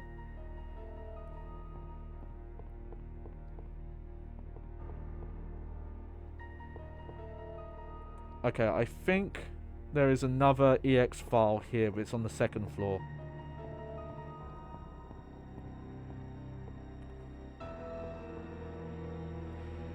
Yep. Company files about Umbrella. By the way, if you're curious about looking at this place and thinking how comes this is a police station, I believe there are memos that explain it, because it looks more like a museum. Okay, let me check. Bookshelf on the second floor of the library. Okay.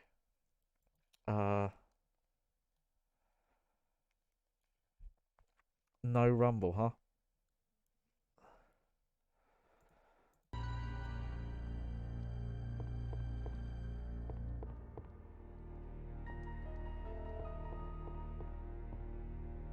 Oh, didn't mean to. I thought this door was going to be locked. Alright, we'll come back to that.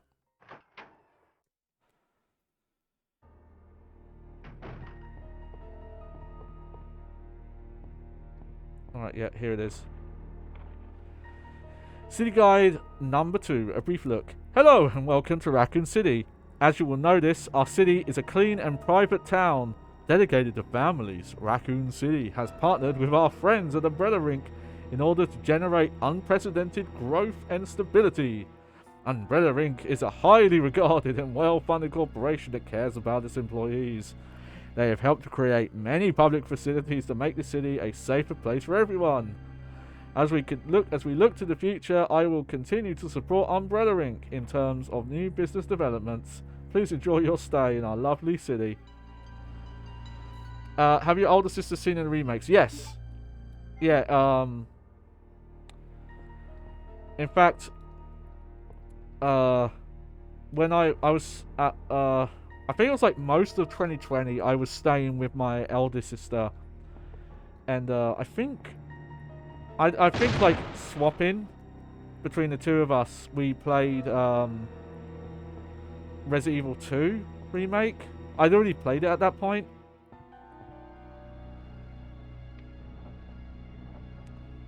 There we go. Let's see. A bronze plate with a picture on it. Okay, let's look. So, we got some lines there. And I've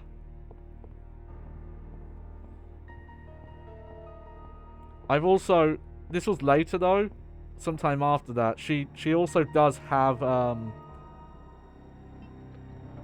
Resident Evil 3, and I've played a little bit of it.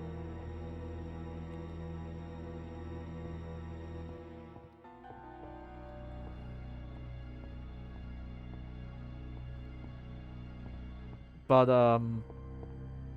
I've only played like a very small part. Though we did play through Resident Evil. We played through quite a few Resident Evils while I was staying there actually. We played through Code Veronica. Okay. So this, apparently I'm not quite right yet. Let's see. That looks right to me.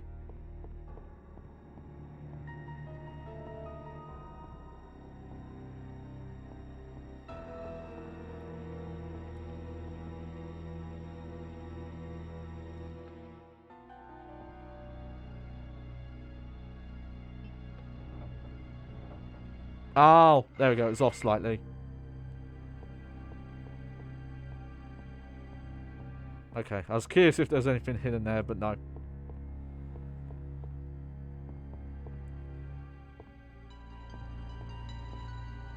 I think if you play this on PC or maybe the, I don't know about Dreamcast, but the GameCube port, there are some versions of these that have less pauses between the screen transitions. That was on PS1 as well, though, just for the record.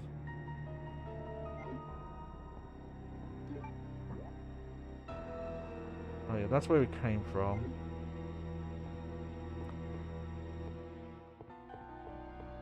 I don't remember if the Dreamcast has more or less, but I'm pretty sure the GameCube version. But the PC versions are the ones you want to play.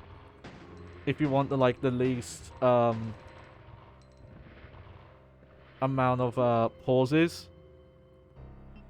Game control is actually really good for Resident Evil because it makes a lot of sense because, you know, it's like there's the ready your weapon with the trigger and then A's attack.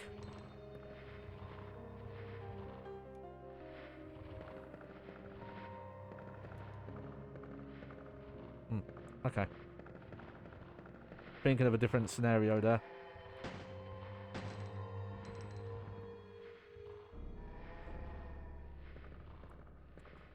I love these like old school policeman look as well they've got. With the hats though, it makes me think of like old school New York police. I don't know if that's accurate, but it's based off of media I've seen. Considering it's supposed to be 90s, they look older than 90s to me. Emergency ladder. Yes, there we go. So we can get down to the first floor quicker now.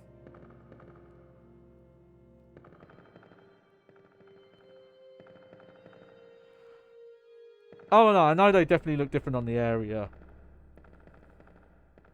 It's also kind of funny, it's like, oh, Leon, it's your first day of the job. Why does your outfit look entirely different to the rest? They eventually explained it, that it's like, oh, he's wearing like the riot gear. And they're in like casual clothes. Obviously that doesn't make a lot of sense either. Oh, there we go. The lighter.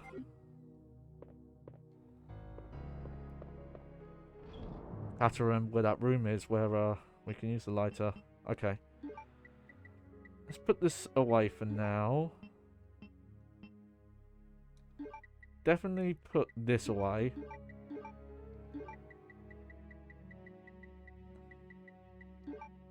Yeah, okay. I was hoping for a bit too much there. There we go. You know, I've been carrying this red jewel around with me. And I didn't really need to, but I'm going to keep carrying it anyway.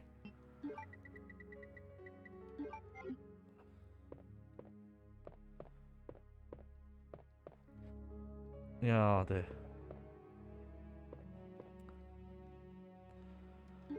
Nice. Secretary's diary. April the 6th. I accidentally moved one of the stone statues on the second floor when I leaned against it. When the chief found out about it, he was furious. I swear that guy nearly bit my head off, screaming at me to never touch statues again. If it's so important, then maybe he shouldn't have put it in the open like that. April the 7th. I heard that all the art pieces from the chief's collection are rare items, literally worth hundreds of thousands of dollars. I don't know what is the bigger mystery, where he finds these tacky things or where he's getting the money to pay for them. Well, we already know he's taking bribes. May the 10th. I wasn't surprised to see the chief come in today with yet another large picture frame in his hands. This time it was really disturbing painting depicting a nude person being hanged.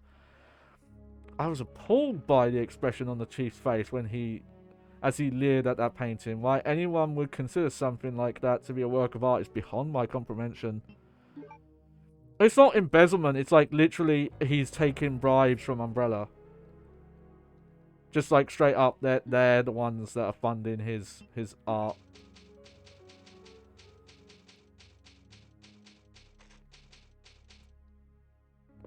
I don't think it's even that. It's like, it's... Because like, Umbrella's not paying him with like fake money or drug money or anything. It's just... Literally... He's kept this lifestyle up because Umbrella's, you know... paying him. I don't know if there's any backstory of like maybe Umbrella helped get him in place. They're like, oh, we want that guy to be in charge because based on his history we know he's a shitbag.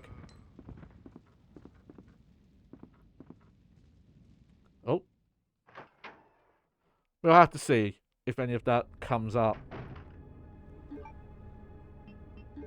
Here, let's just...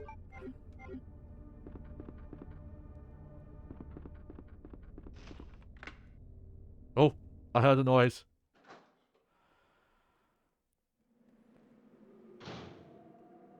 Oh, there we go, look. We've opened that up now.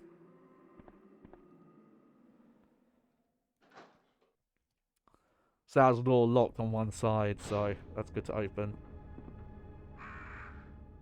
Oh, there's crows here.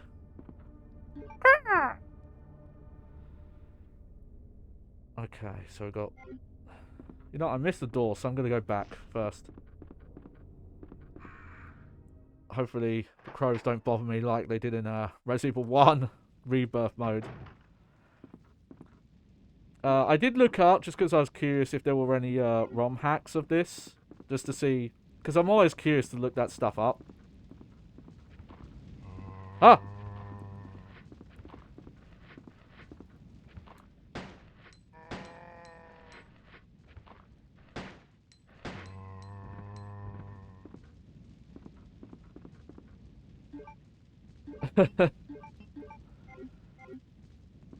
He's been quiet as well. Okay, so we're not going that way. Somehow the whole building is not burning down, so... Hey, we'll take it. But I also looked up to see if there were any ROM hacks just of Resident Evil DS in general. Because after playing through it, I decided that if there was a ROM hack that just took away the knife minigames from the main story. Haha! He was hiding ammo.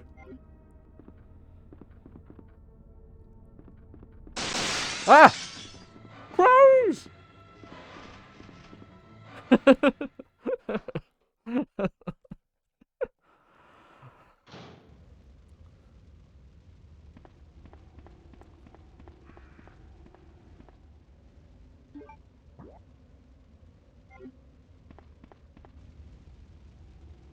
Excessive pressure may rupture the water tank. Okay. Alright. Is this the cutscene? Oh, no. The helicopter's already crashed. Okay. It's a cutscene only Leon sees. I think we need a valve handle for that, not the crank. I think.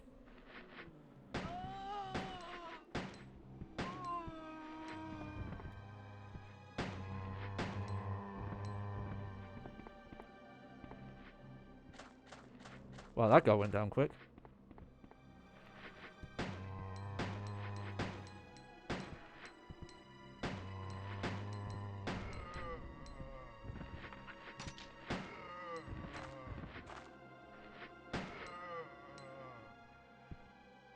You good? You good? Yeah. Yeah, we're good. We're just gonna take care as many as we can. I gotta say though, that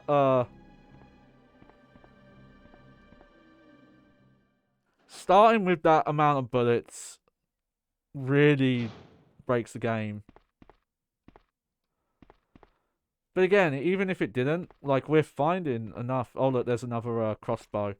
So if you don't get the crossbow early, you can find it here, but it's... I think it's good to get because it lets you take care of that liquor early. We'll take it though, because it's extra shots. There you go, got an ink ribbon.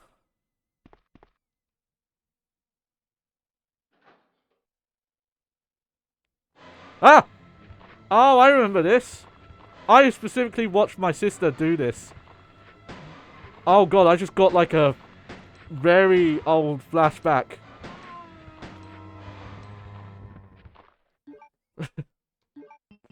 Yeah, so if you try and open that door, you just always get attacked, I believe, is how it works. Yeah, no, I remember that. That's a specific thing I remember seeing back in the day. Yeah, we'll safety save. We're doing okay on ink ribbons. I don't know if the normal easy mode thing is exclusive to this. I know in some cases... some of the Resident Evil games only had easy modes in the Japanese version. Specifically, Resident Evil 4 has an easy mode that's only in the Japanese version. Even the new versions, like all the HD re-releases. Because there's been multiple at this point. like the PS3 360 version and the PS4 Xbox One version, PC version, you have to play the Japanese version if you want to see the easy mode. And the easy mode's nuts. It, like, in some places, it cuts entire rooms and encounters out of the game.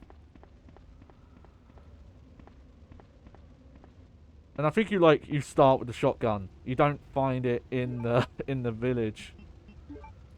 But I forget their name. There's a YouTuber who made a video about it.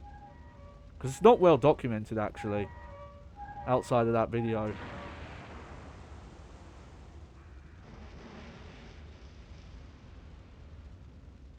There we go.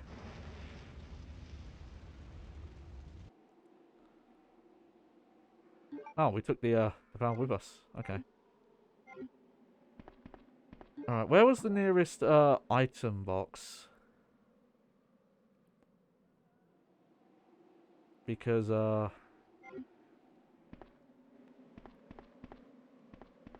I should have put the gem away. Okay, I think I need to backtrack a bit.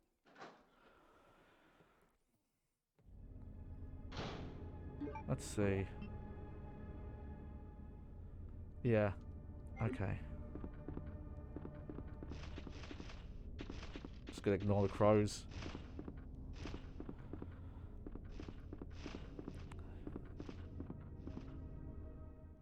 There we go.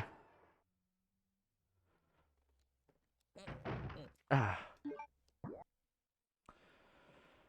I think, yeah, okay, this room here had a storage thing. Okay. Oh, I will update. Because we talked about it last stream, about the racing wheel I got. And I talked about part of the reason I got one is because I wanted to show off a lot of retro arcade racers. I've been doing some, like, off-stream, just, you know, like, messing around, making sure it works, that kind of thing. Where's the other bow gun? There we go. And the knife I can put over there, because we'll never need it. Again, some people are legends and have done, like, knife-only runs. But I've heard that the knife is... This is the game where it's one of the weakest.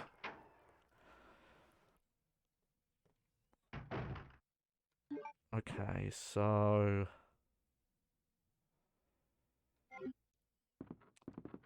I want to go back to the helicopter first, because there's an item to pick up in the helicopter. But, yeah. So, I've only done some, like, preliminary stuff, just to get it working. But, the first things I plan on trying out is some Sega Model 2 racing stuff. So, that's Daytona USA, Sega Rally 1, Indianapolis 500. Oh, just bullets? I thought there was something else in here. Oh, that must only be for Leon. Okay. Oh, that's scenario B only? Alright. But hey, I'll take handgun bullets. Yes.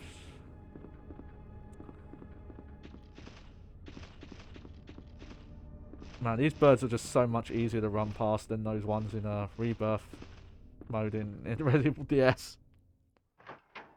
Was not a fan of those. Alright.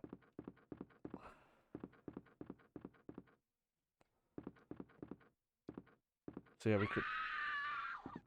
That was a fucking stock scream if I've ever heard one. Door's broken. That's like a really famous stock scream effect as well.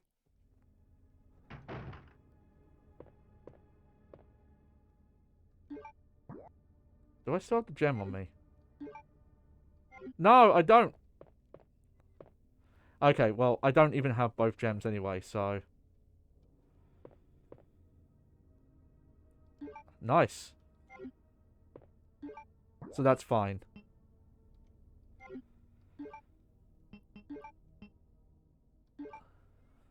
It's in the shape of a diamond.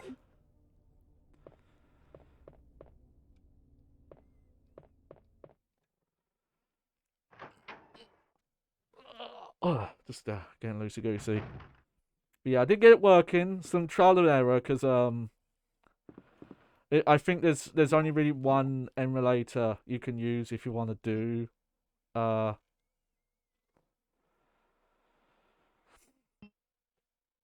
I'm trying to remember where that room was. Where the painting was that you could burn. I think it was on the yeah, I think it was on the west side. But because those two rooms next to each other, where there's the pink door near where those green ones are, that's the interrogation room. So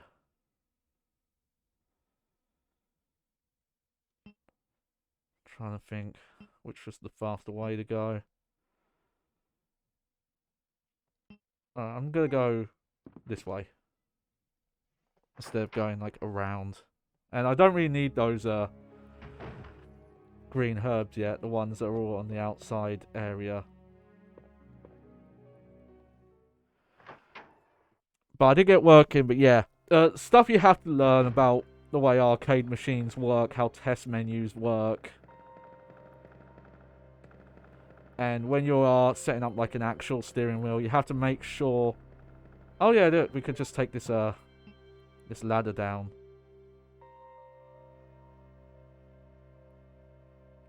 Let's see.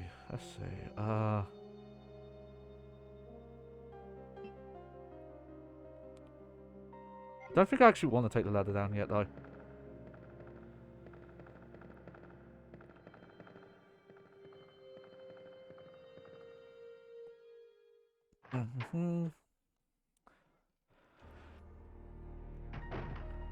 Because MAME does emulate some Model 2 stuff, but apparently not very well, and only a couple of games really work. Also, I've not been to the third floor yet. I've like opened that door, but I didn't actually have a look around. So we can go and check that later as well.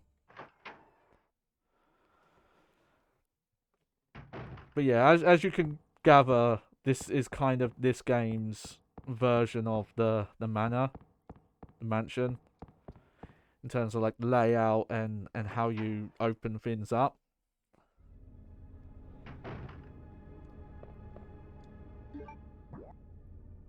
I guess the room I'm thinking of was on the first floor. Okay. I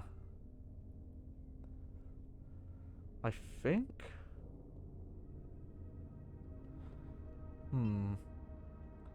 Okay, well, we'll find it eventually.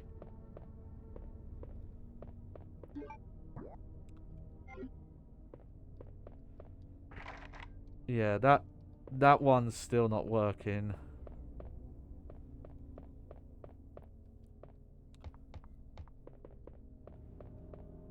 Oh, actually, no, I think I remember where it is. I think it's in the back of the briefing room here.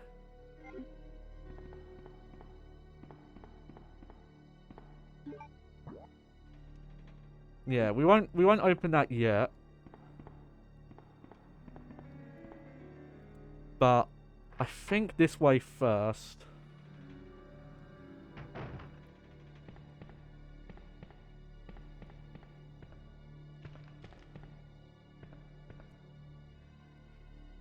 But some other stuff I need to set up with that Model 2 emulator is... I've enabled it, but I haven't messed with it.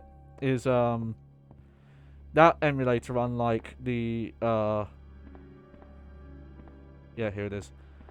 Unlike MAME, is able to emulate the force feedback and rumble stuff that those arcade machines had. And the wheel I have, which I've shown off, has that stuff, as you would have seen if you saw the clip. It's in my I have to put Twitter. I have to post that on Twitter because right now it's just in my Metroid Prime stream. There we go.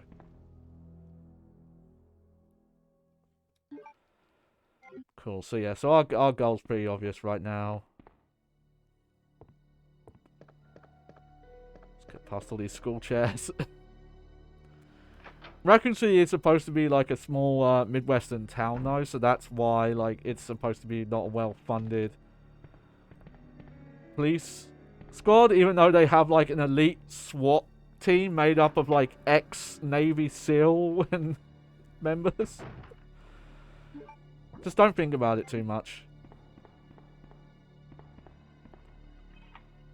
There we go.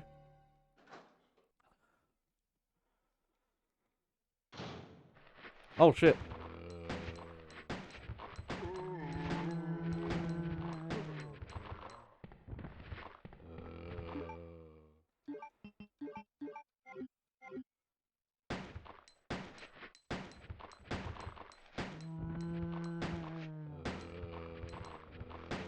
I don't know if the handgun can actually pop heads like it could in Resident Evil 1's Rebirth mode, and I think Director's Cut.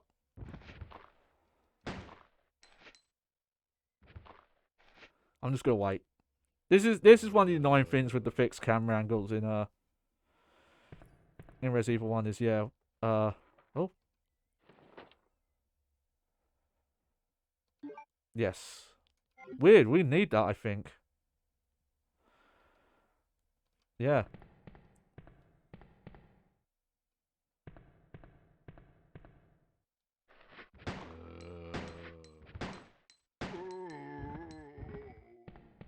Oh! Oh, no!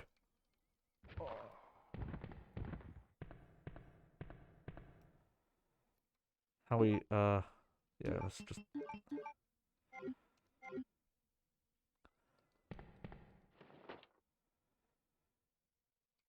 Oh, okay. That's why the auto-aim is so good, is that quick turn.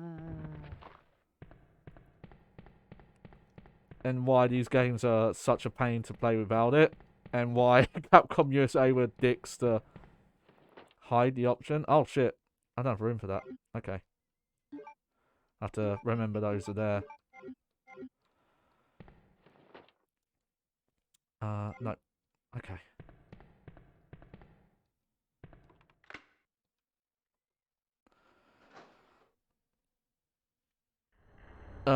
If that's what you're talking about, class, I'm not even gonna...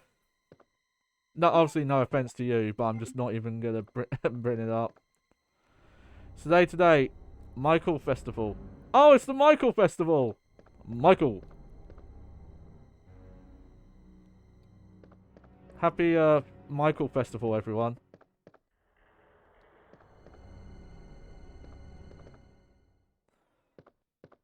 Oh yeah, this is the room that Marvin is in, by the way. Who forgot to lock one of the doors. Remember to Leon. To Leon S. Kennedy.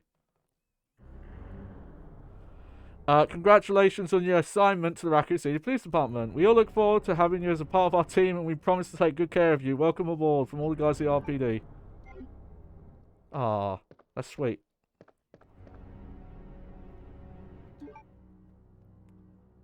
Yeah, I like old shit too. Man, it's not gonna make much sense if you're watching the VOD. So I'll just have to come out and say it. We're talking about a certain Wizard game. I don't want to really get into it because it's really not... I'm not equipped to deal with it. It's not my place to speak on behalf of people. I think if you want a good breakdown of the issue going on with that, there's two things I recommend you watch. There's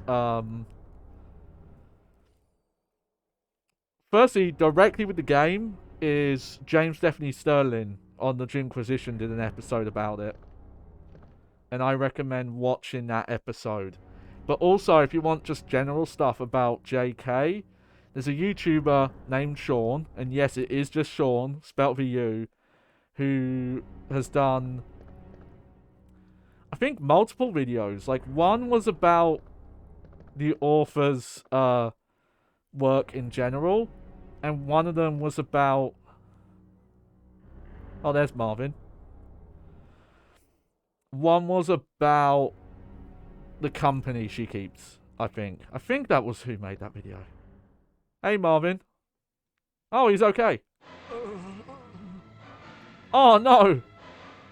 He's gone all purple. He's gone Resident Evil. He's turned into Devil Kazuya.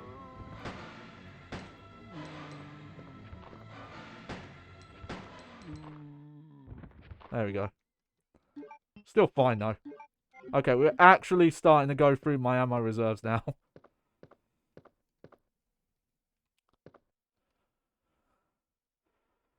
Oh, well, there's the detonator. Yeah, poor Marvin. It's just... Why he goes purple, though? It's a little odd. Especially because, like, no other zombie in the game turns purple. Okay, I think this is the door he locked, so... There we go. Let's see. Okay. Probably go about half an hour longer. That's my usual time.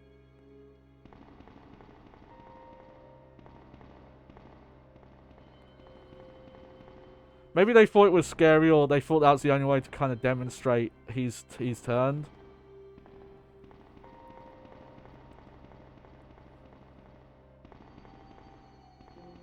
Alright. I remember now. I was thinking of fucking the remake again. In the remake, there's an iron box in this room. They took this one, they moved this one. Alright, so... I can put the lighter away.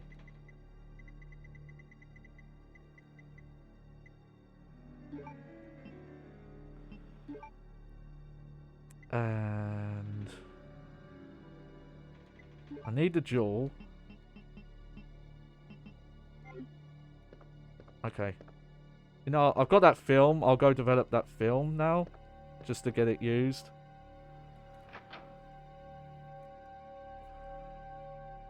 But yeah.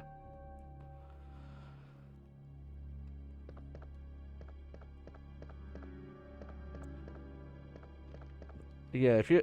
Also, I think some people might take the wrong message from it.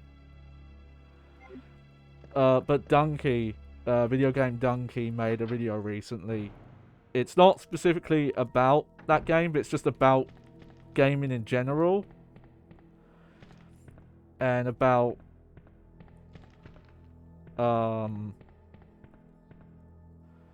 Yeah, no, Donkey still does stuff. Well, he's got his publisher that's actually announced the game they're publishing now.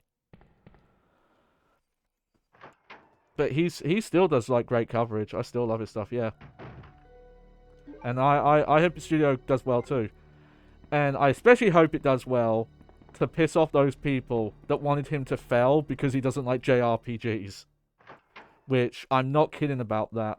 There are people online who are saying Donkey's wants to be a games publisher. He doesn't know anything about games. I hope it fails because he doesn't like JRPGs, and he said shit about Xenoblade. It's like, yeah. Phil May. Ooh. Alright. That's just extra lore. Okay. Alright, so first let's go pick up that plastic explosive. Detonator. That's the easiest thing to get. Oh, hang on. Oh yeah, go this way.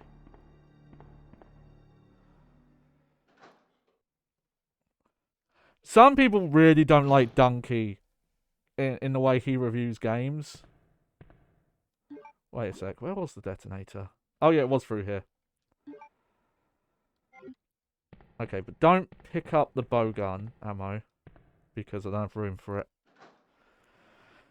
And I get it, but you know, they're reviews, they're opinion based. Actually, this is a very long time ago, but I remember... I forget what it was. It was the time he put out that video that was kind of talking about a lot of the issues with mainstream game reviews and criticisms. Kind of the problem that a lot of the big websites, it's hard to know where they land because they employ so many people. They don't have a consistent voice. And a lot of the times you'll get reviews that are quite negative, which is, fun enough, happened a lot with the Wizard game. But then we'll end up having like a 9 out of 10. You know. It's like, wait.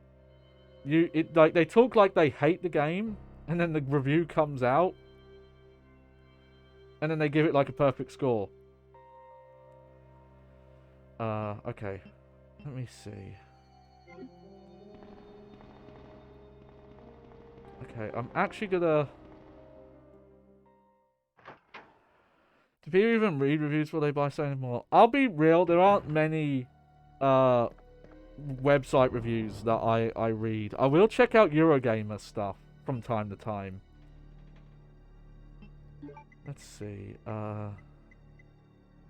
Actually don't know where we use the Serpent Stone yet. I'm trying to be careful here because I think there's some like liquor encounters coming up. So I'm gonna put my handgun away for now.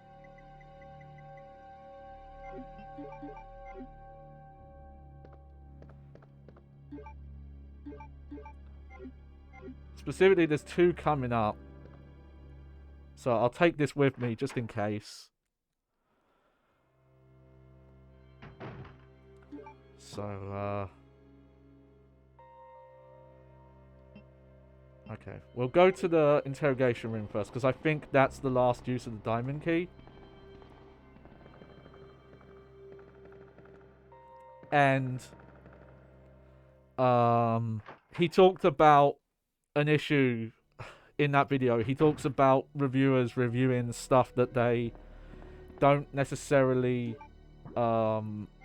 understand, but that it can still have use.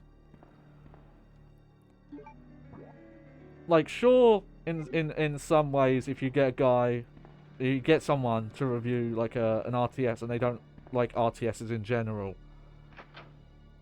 it might not be that informative of a review. But at the same time, if someone who doesn't typically like real-time strategy games reviews one and then ends up giving it like a glowing review, then that shows you, you know, that's a sign that, oh, if you're someone, you know, doesn't like those kind of games, then this one would, you know, be helpful to you. And someone was complaining about him, and I think they thought he was saying something completely different. There we go. Oh, we needed to come in here, actually. I think that cord you need to make the detonator.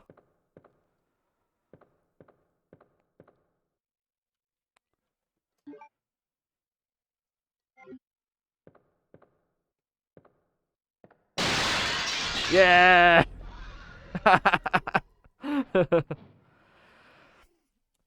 But yeah, this guy's getting really mad about it, and I had to tell the guy, it's like, I think you misunderstood the entire video. Like, he was not saying what you thought he was saying. I don't remember the exact situation, but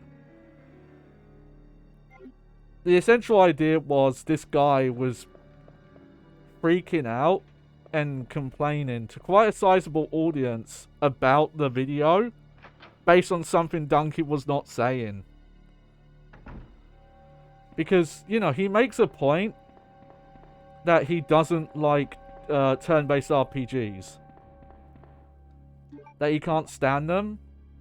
But then he points out, but despite that, he points out that he really liked Persona 5.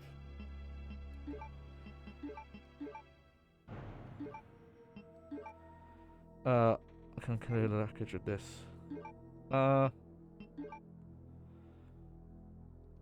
Alright. I think that's what that's for, that detonator. I think that's for,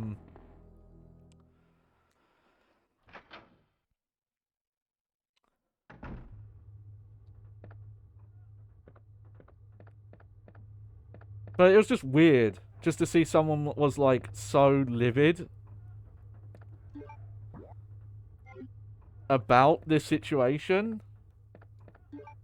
And it's like, but you're upset at something he never said. And I don't think they even... they didn't even kind of go like, oh, okay, I was wrong. They just kind of did that whole thing where they're kind of like, oh, okay, I misunderstood that, but it doesn't change my point, kind of thing.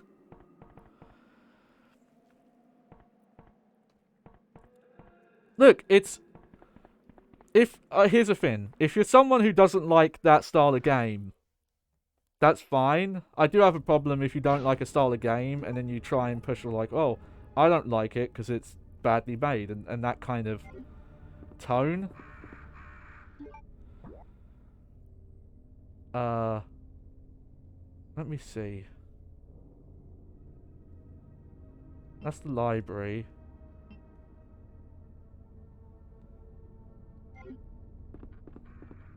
Okay.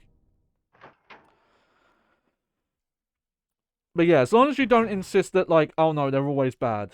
It's people who like them are weird and they don't know what they're talking about. Like, that kind of thing, I don't like. I think you're a dick if you do that. Because obviously, it's all subjective. It's this thing we've talked about before. People talk about fucking objectively good art and all that bollocks. Doesn't make sense. That's not what art is. And video games are the same. You know, it's a subjective thing. If you like, I can't prove people wrong who don't like tank controls. I can prove them wrong if they say they control badly.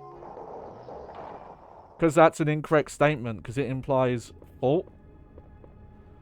Despite the fact these are games that were designed to play like this. You know, I probably didn't even need to take this with me. Oh, wow. Okay, that must be scenario B. It's fine if you don't like them, but... Again, try and play one of these games with the 2D control option. For like a few minutes and you'll see how much worse it is.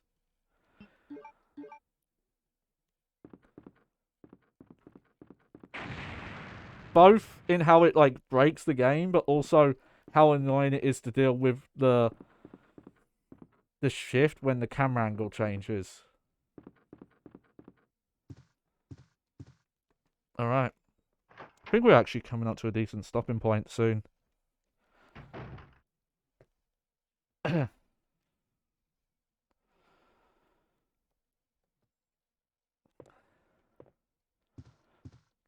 Again, I think there's a solution to it. I think the mini map, the secret mini map that Silent Hill 2 had, is the fix. Oh, I'm terribly sorry. I thought you were another one of those zombies. Are you Chief Irons? Yes, that's me. And just who are you? No, don't bother telling me. It makes no difference. You'll end up just like all the others. What a dick. That's the mayor's daughter. I was told to look after her, but I failed miserably. Just look at her. She was a true beauty. Her skin nothing short of perfection. But it will soon putrefy and she will turn into a zombie within the hour like all the others. There must be some way to stop it. Oh, these trophies In are having a fun. manner of speaking, there is. Either by putting a bullet through her brain, or by decapitating her completely.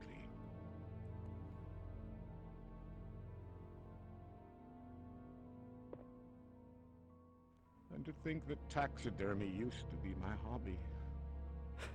But no longer. Please, I'd really like to be alone now. Oh yeah, you saw his neck hole there. So there's very, obviously that it's quite hammy. First off, wow, like the voice acting Please. I'd really like to be alone now. from Resident Evil 1 to 2 is like leaps and bounds better. Some of it's a bit too hammy for today's standards, but I think for the tone of the game, it works. But the thing I wanted to highlight is he mentions like, oh, I had to kill her because she got attacked by zombies and she's gonna turn into a zombie. And he mentions, oh, you can stop it by shooting them in the head. Notice he didn't shoot this woman in the head. Despite the fact he claims that you have to do that or she'll turn into a zombie. Yeah. A stuffed animal.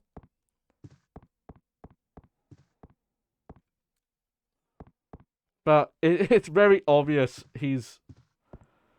Even if you miss those memos, there's already stuff about him being weird. Yeah. Mate, I'm trying to think where that memo is, if it even is in this. But, a goblet. So, the reason why this place looks like this, and you can kind of infer this from just looking, is that this is an art museum that's been converted into a police station.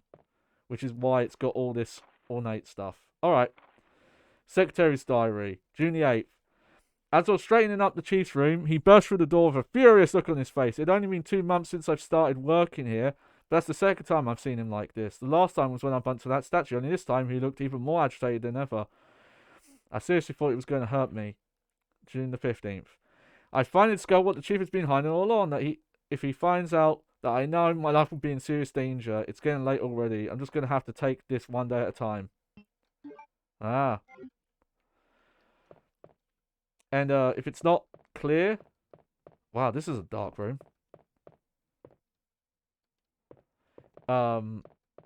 The mayor's daughter he's talking about is the secretary. There we go. Wait. Let me go!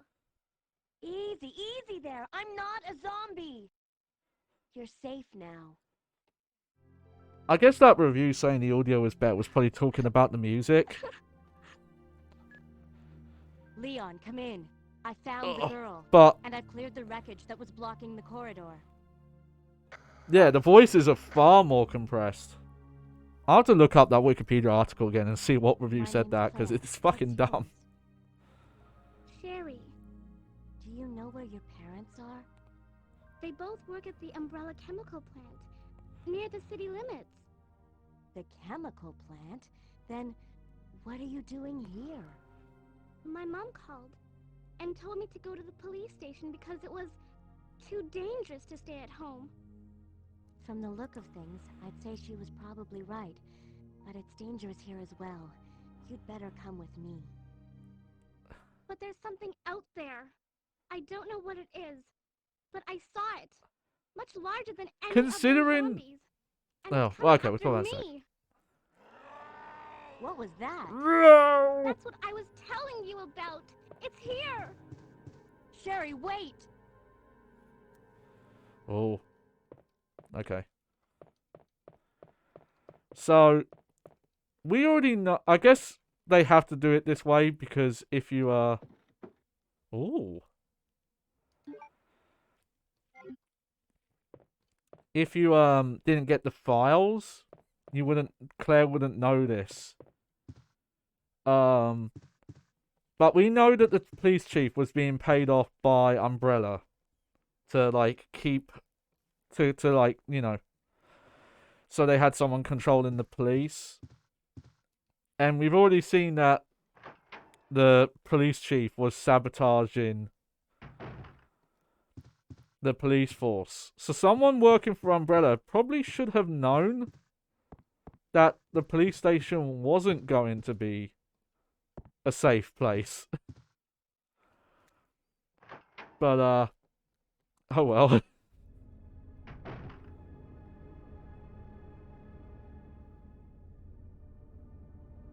Chief?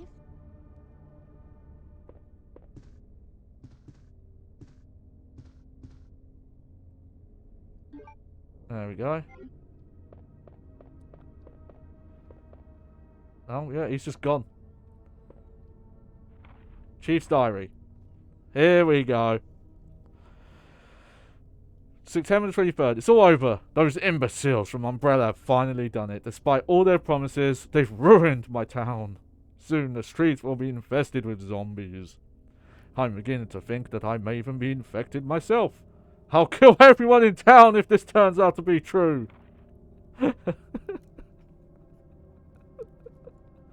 I like that.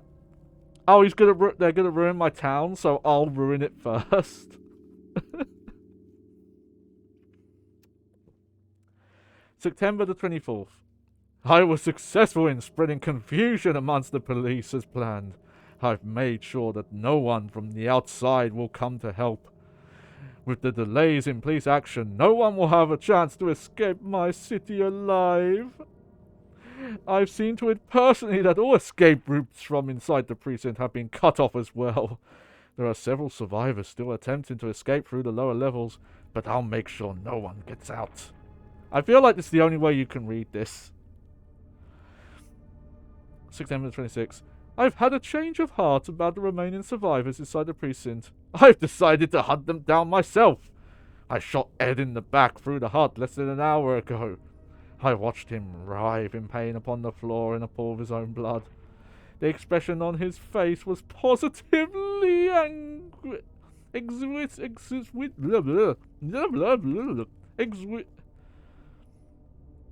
Exquisite. I don't know why I couldn't say that word while doing that voice. He died with his eyes wide open, staring up upon me. It was beautiful. I wonder if the mayor's daughter is still alive.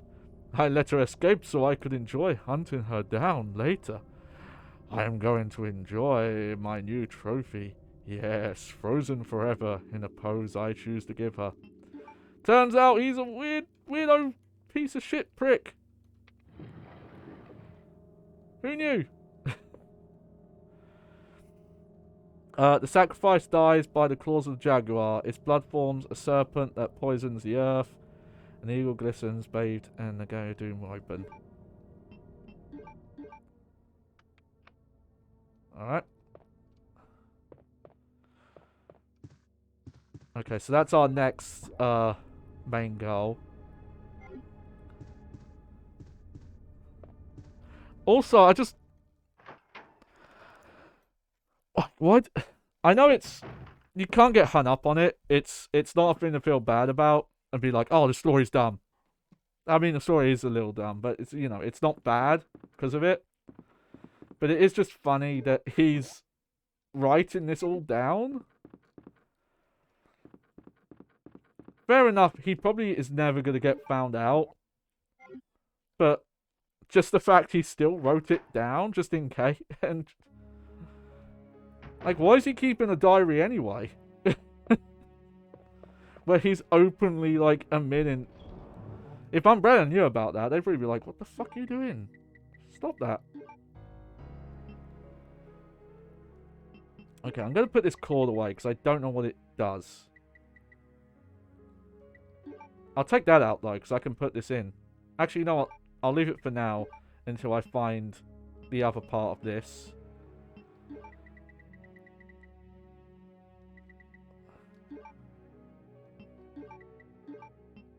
Let's take this stuff out again.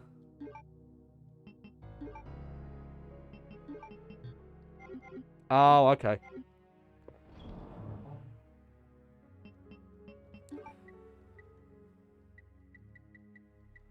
Okay, a little annoying.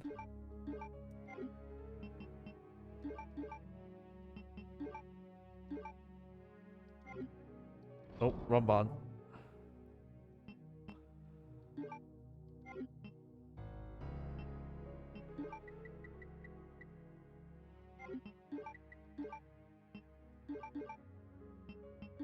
There we go.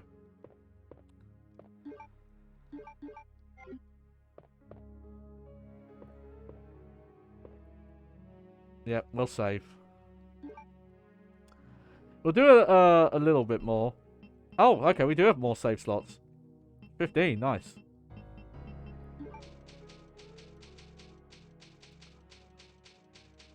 I'm not gonna go up to the... did you hear... Oh, the Hyacinth. Yeah. Actually, I'm in a Discord of someone who lives in that area. And they were talking about it while it was happening. And, yeah, sounds scary. Hope people are doing okay there. Also, the fucking dumbass leaving the key behind. Like, whatever about the diary. Also, oh, wow, look at that.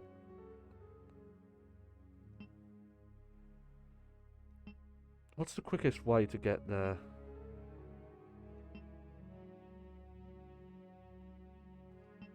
Okay. Oh, that reminds me, I still haven't been to the top floor. Oh, yeah, there have been reports of it harming the wildlife there.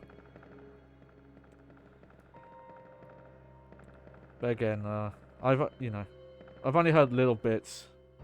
Philip DeFranco did cover it, but he mentioned, like, there's not a lot of, like, there aren't a lot of updates to go off. And a lot of, like, unsubstantiated reports and people saying things and without ways to confirm them and that kind of thing. I'm going to go this way first, but I get the feeling that I need to go to the third floor soon. Because, that door there is green. That's the key I haven't got. But we'll check through here first.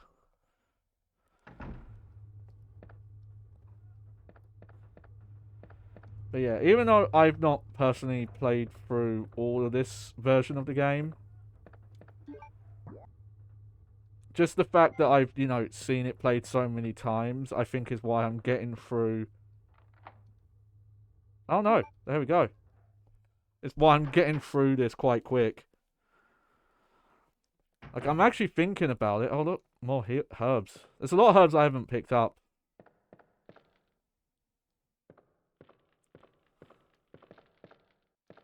I might have to think about that.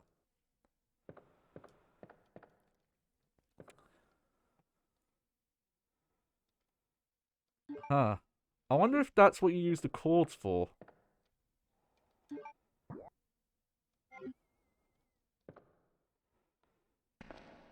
But I didn't bring them with me.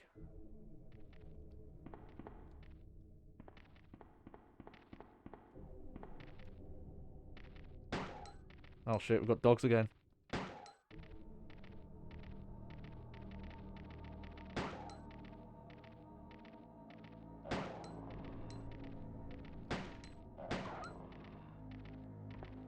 Okay, I think they have the Resident Evil 1 gimmick going on, where they don't take damage in their get up animation. Oh!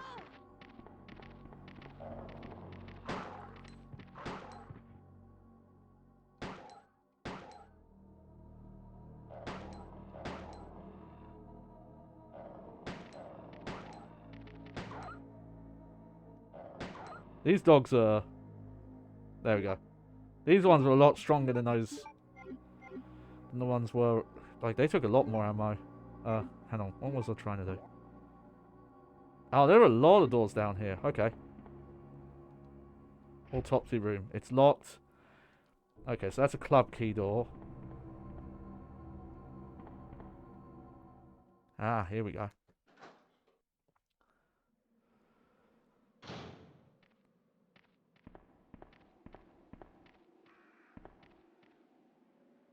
Yeah, we'll take this.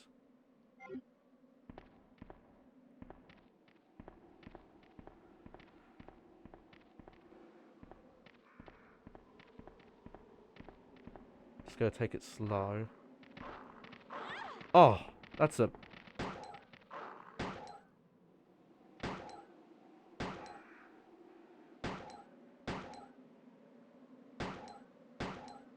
Okay, you can kind of stun lock them, you just need to time it.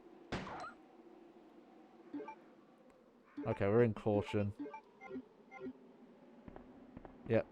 Gotta hold on to my side now.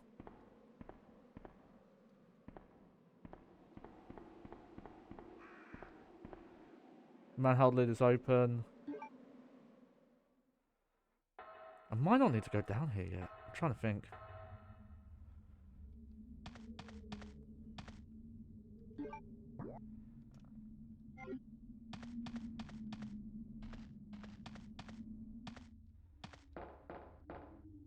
The fence is broken. Okay.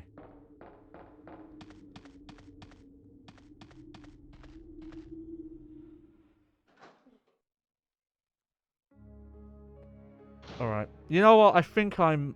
Oh! Yo, borderline feline. Thank you for the follow. I was a bit worried there. I thought I'd put the, put stuff in the wrong order. Okay.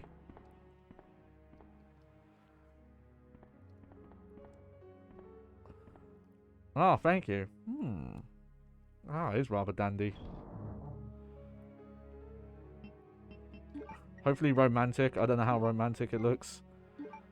Let's see. I think I'll go for a little bit longer. Okay, but that's another save room. I just want to check these other doors up here. Oh! Sherry, I've been looking everywhere for you.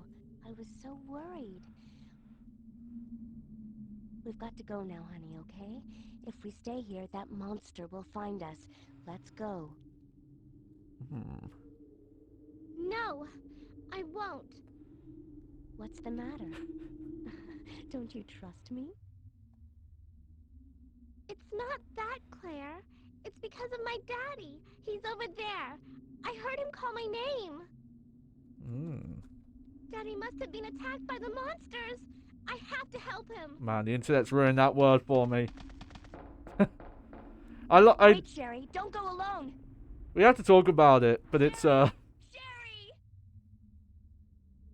Oh shit! Man, I should have saved. Okay.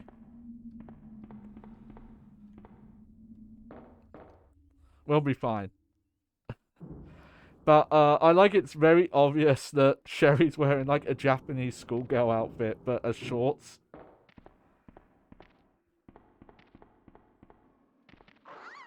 Oh, great.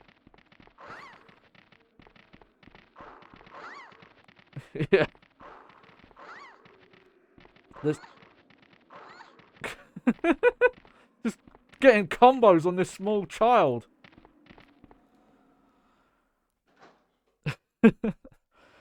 Oh, that reminds me, Clarice. I think we've got some VODs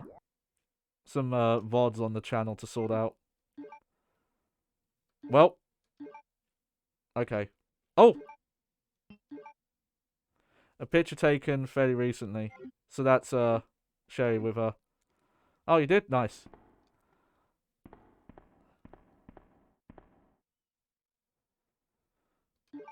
Yeah, I'll take some G rounds.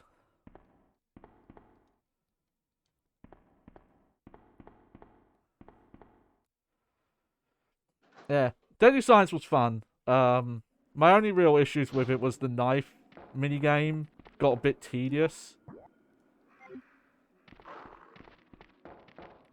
I think there's way too much of it for how simple it is. And there's a weird delay. Oh, yeah, like the crows. Also the dogs, because you have to time it. And also there's an extra boss fight tied to it. If someone ever made like a ROM hack of the rebirth mode that just took out the knife stuff, I think that, man, that might be like my preferred way to play.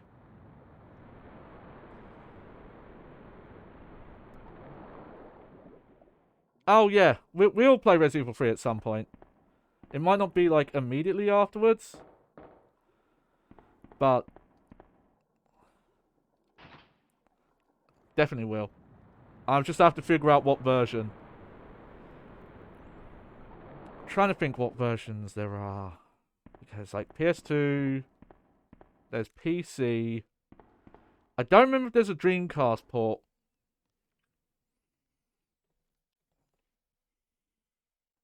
Mask? I can get up off my mattress. That's the point of the mask is. Sorry, couldn't help it. Oh, we got some block pushing. Hey, man. This is just what I look like, and yeah, I can play games fine. Having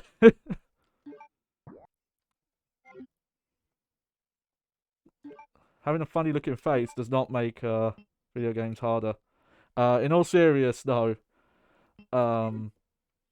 you do something silly for long enough, like stream with a mask on your head, you'd be surprised what you can get used to. Okay, so because this is block pushing, and I fucked this up.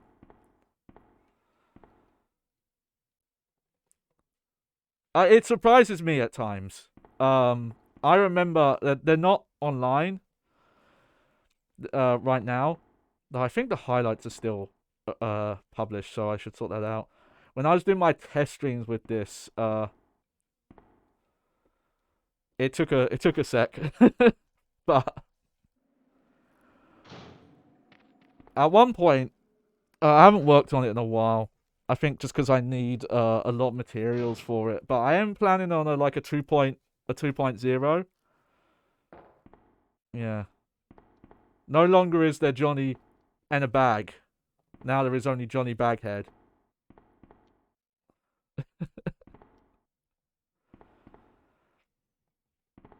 Look, if Dr. Salvador can do it. So yeah, the reason why I'm controlling like this right now, the Nintendo 64 version has 2D control option. And though I prefer playing without it, for block pushing puzzles, it's a lot easier. Block pushing is just not fun with tank controls.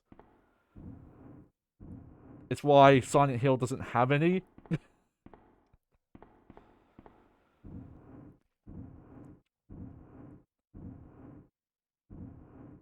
But yeah, now I'm holding like down. Oh, it's the wrong button. There we go. At least it's very quick to turn them on and off. It's why that alternative control scheme for Resident Evil 1 Remake HD is actually nice, because there's block puzzling puzzles here. Oh yeah, I should do this because you get to see Sherry's model break the laws of physics and reality. Because look at her leg.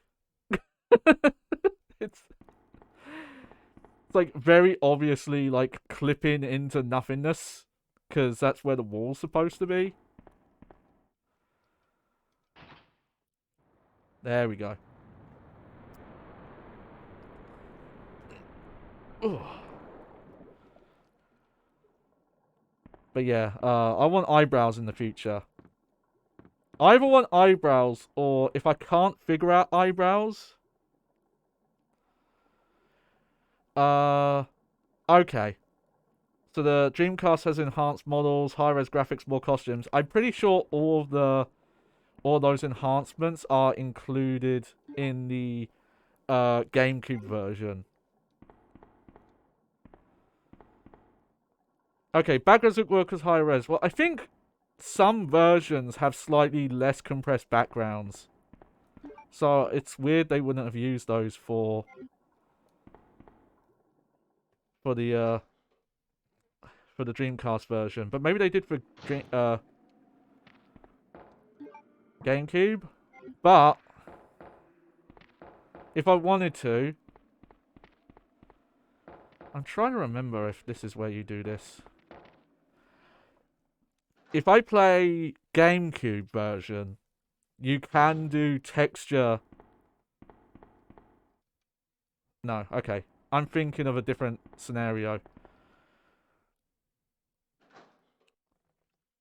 GameCube might be the best? Okay. Because again, it's more that I just, I want to find like the weird versions. Okay, yeah, I just need to go back.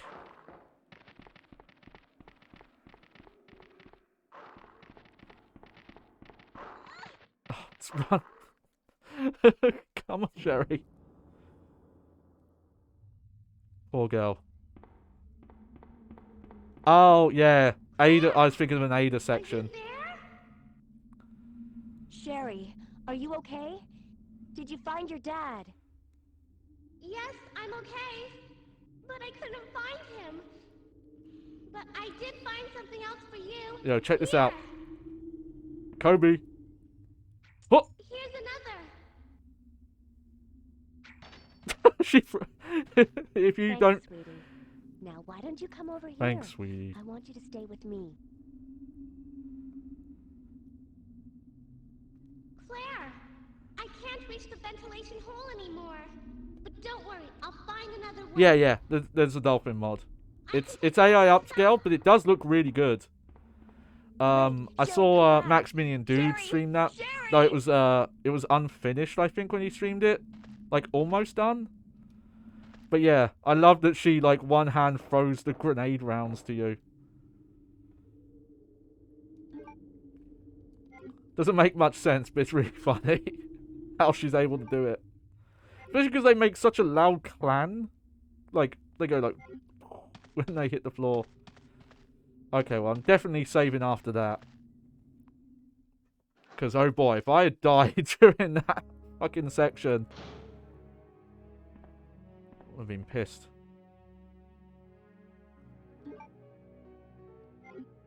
Alright, let me organize the box first.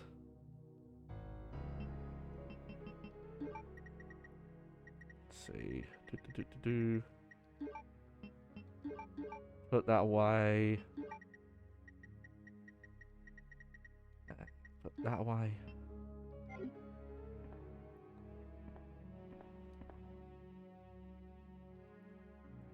Yes.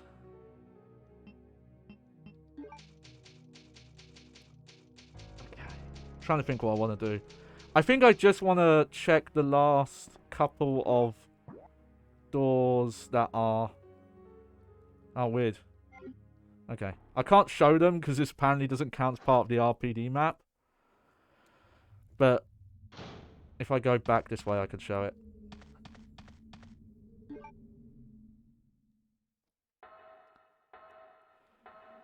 But yeah, unfortunately no weird ports of Resident Evil 3.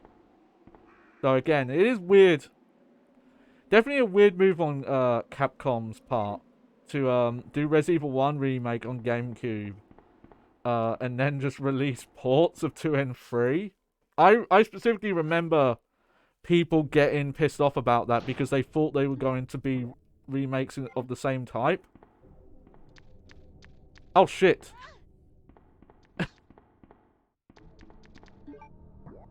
Good thing I saved, huh? Oh god, there's 2 of them? Fuck that. Oh dear.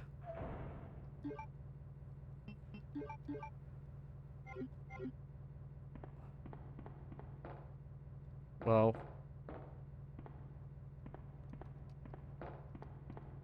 Oh. What we got here? Yeah. Oh, okay. Should have checked that.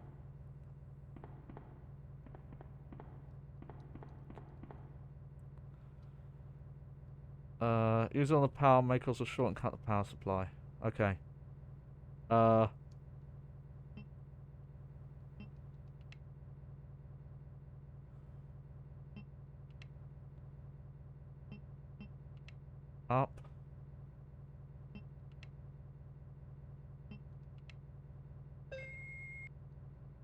Oh, I did that wrong.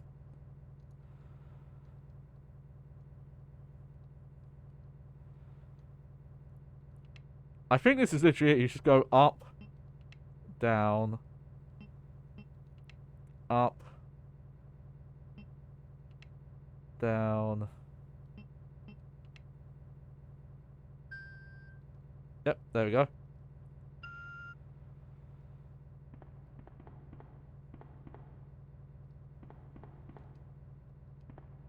Okay, we'll take this. Yeah. Oh, forgot to put that away. Yeah. I'll check out these 2 rooms. Hopefully if I don't start running, they won't hear me here.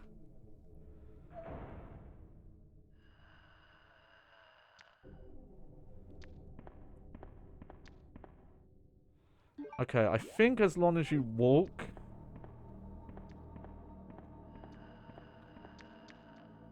Oh, but I touched him.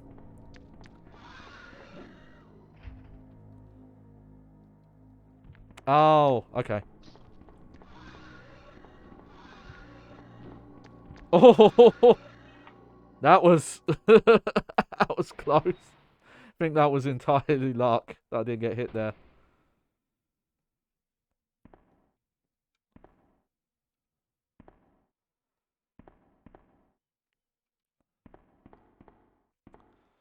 Okay, well,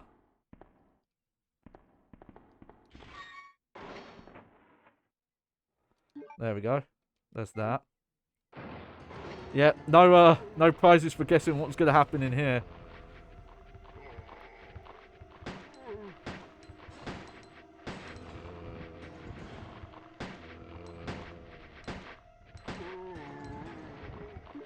Let me, reload.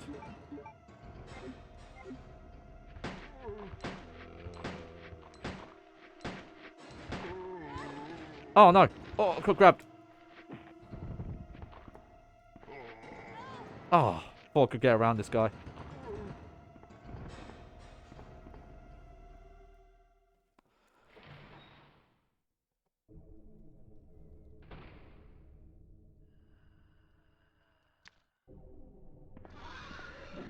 Yeah, I think if you touch them... Oh, God, I'm already in danger. Yeah, I didn't really have a choice there. I'm almost tempted to redo this section.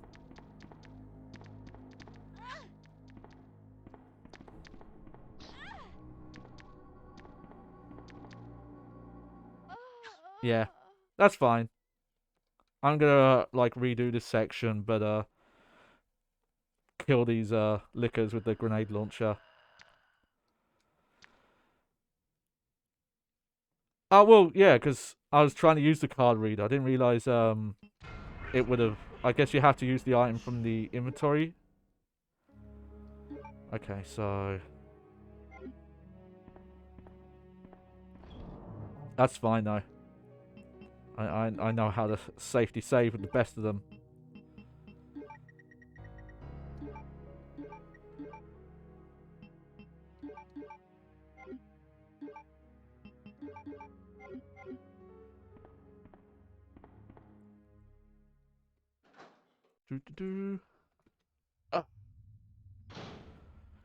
Oh yeah, I'm aware of the HD mod as well. Well, that's where I showed you. There's the AI upscaled background that lets you see that poster of the basketball players is just a picture of the LA Lakers. It's like very obvious that it's like, oh, that's an asset you didn't pay for.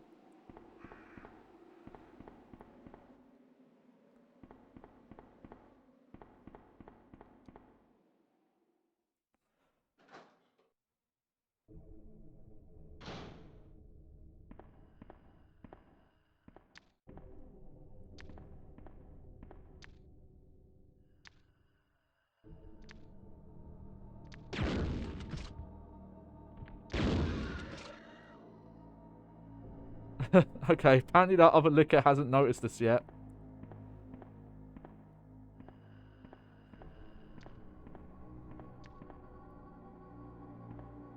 Where is he? Oh, licker! Licker!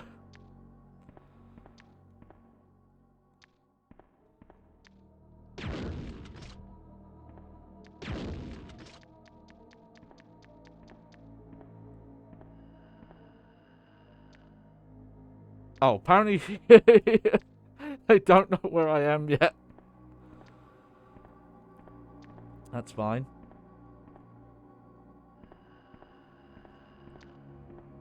And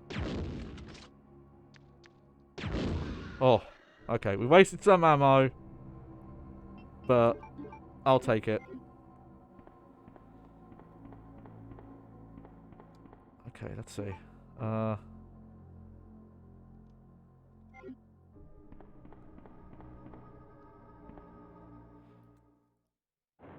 Yeah, yeah.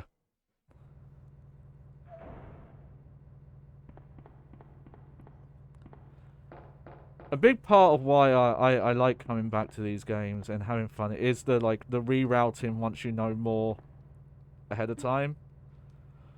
And I'm glad that Resident Evil 2 Remake, at least, I can't speak to Resident Evil 3 Remake, and from the sounds of it, not so much. But, you know, how rewarding they are to play more than once, knowing, oh, this is what comes ahead, here's how you can route to improve and do things. I need to look more into the coverage of Resident Evil Remake. I wasn't too hot on it at first because Resident Evil 4, the original, was a game where I couldn't think of many things that improve about the game. Or anything I could think to improve didn't require a remake to do. It was stuff like accessibility stuff to make, you know, make game better for people with certain disabilities and things like that. But they are changing stuff up, but keeping some stuff the same. My worry there is just if the tone will really work. We'll see. I'm still a bit split on it, but I'll reserve my own judgments, play it myself.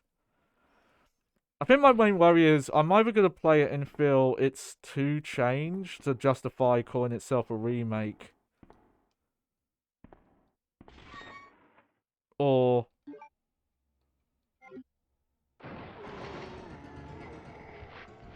honestly, the amount of ammo I've got, it's safer just to wait here and... Oh, I got grabbed.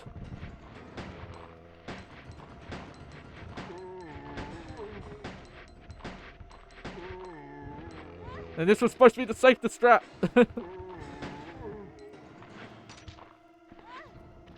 Oh. Oh, fuck's sake.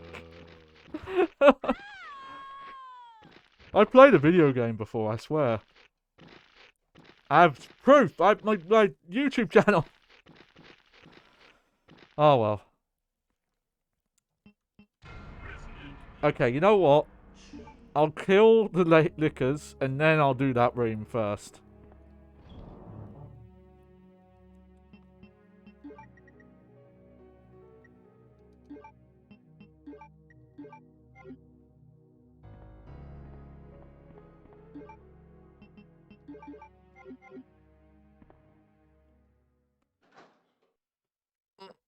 That's me, though. I should have used that green herb. Do I watch football? You have to be the specific type, but neither, actually, so... I do like watching basketball, but I don't keep up with it. So I couldn't comment on any current teams or players or anything like that. Because it seems like the only real good way to keep up with that stuff is to pay for the NBA pass, and it's quite a bit of money. Oh, I almost forgot.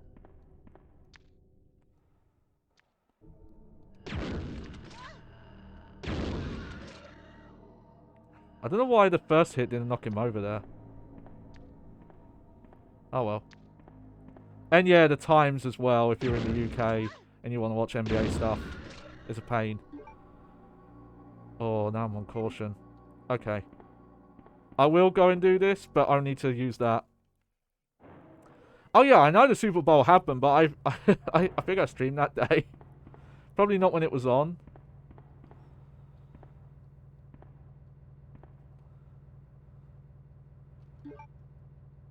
Alright. Let's just use this. But hey, we saved more ammo this time.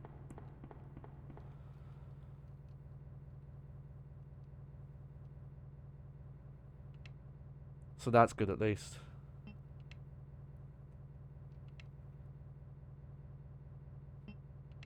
But yeah, that's kind of my current take on video game remakes. Is I think they are more justified when games have design that's more aged or visuals that are more aged. So, you know, remaking Resident Evil 2 made sense to me. Whereas Resident Evil 4, I think holds up fine today. And it's only very minor stuff that, you know, I'd love to see change, but I really think someone could have, like, modified the PC version to do it. Considering there's some of the really crazy mods that people do.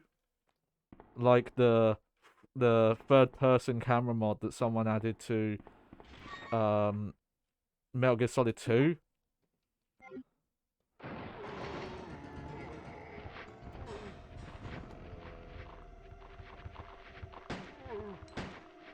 Stuff like real-time weapons swapping or disabling the QTEs.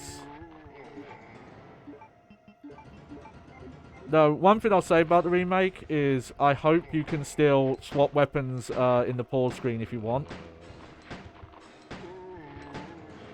But I think that was the case in the Resident Evil 2 and 3 remake, because you didn't have to use the quick D-pad if you didn't want to.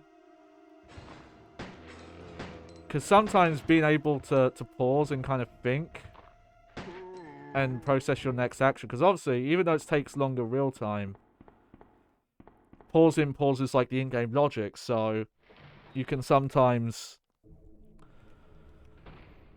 you know, do better being able to swap and heal on pause screens and things like that. Okay. There we go. But we'll see. I do like how Dr. Salvador looks, though.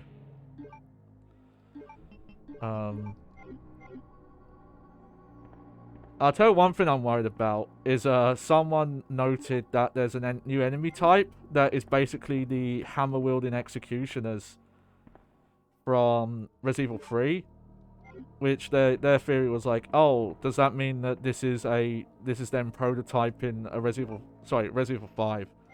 This is them like getting ready to do a Resident Evil 5 remake. It's like, Jesus Christ, where the fuck does it end? With a side pack. Yeah, definitely side pack. Don't want the Mac 10. The side pack is being equipped. Yeah, I'll say, yeah. So Leon can have that. The zapping system. Zip, zap, zap. So that'll pay off later on, but straight up that will be left for him when we play as him. Alright, alright, so it's just this. Just the... Yeah.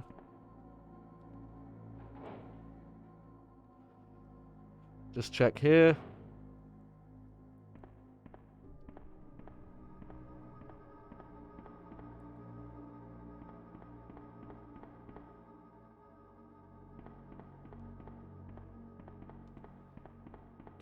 Do. Okay, I know what you do that with Leon.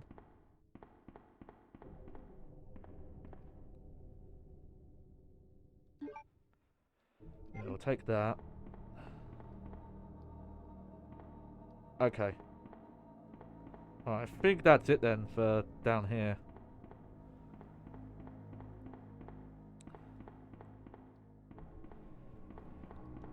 Okay, if that's the case, I'll go back up and I think we'll save in the first floor PD. And then that'll be my stopping point for today. Just make sure I'm going the right way. Let's see. Yeah.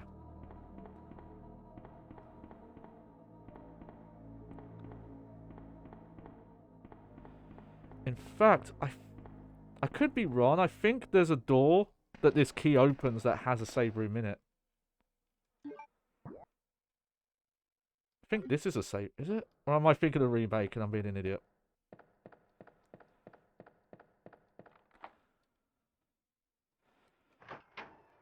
Let's see. Yeah, I'm thinking a remake, I'm pretty sure.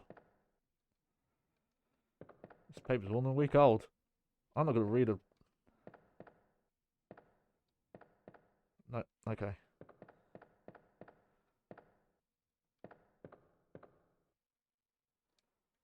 His throat and abdomen have been torn out.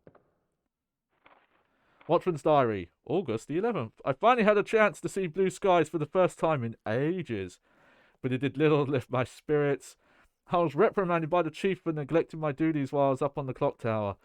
There's only one thing I still don't understand. The chief seems to be more concerned about the fact that I was up in the tower rather than that I neglected my duties. Why was access to the tower prohibited in the first place? September the 5th. I recently talked to the old man who works in the scrapyard out back. His name is Thomas. He's a quiet man and he really seems to enjoy chess. He even went so far as to design a special key and lock engraved with chess pieces on them for one of the doors in the disposal yard. We made plans to play chess tomorrow night. I can't help but wonder how good he is. One thing that's been bothering me about him is the way that he's always scratching himself. Does he have some sort of skin disease or is he just rude? That's not rude. Thomas was a much better player than I had imagined. I used to think of myself as a fairly decent player, but he did a pretty good job of humbling me. About the only thing I imagine that could match his skills in chess is his appetite. All the guy did was talk about food throughout the entire game. He sounded fairly healthy, but he didn't look quite right. I wonder if he's okay. September 12th. I was supposed to play another game of chess with Thomas, but we had to cancel because he wasn't feeling so well. He stopped by to see me, but I told him to go back and rest since he literally looked like the Walking Dead. He insisted he was fine, but I could tell he was really having problems. Kind of think of it, I haven't been feeling too good myself lately. It's like the sequel to Itchy Tasty. That's really funny. Oh, acid rounds. All right.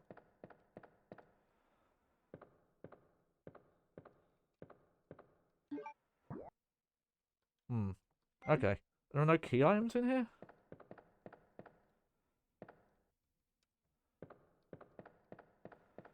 Just want to make sure. Just gonna...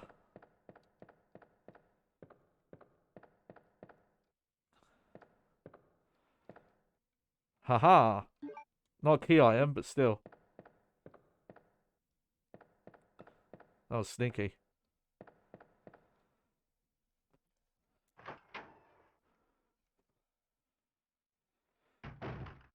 That's got to be an Itchy Tasty throwback, especially because in the Itchy Tasty memo,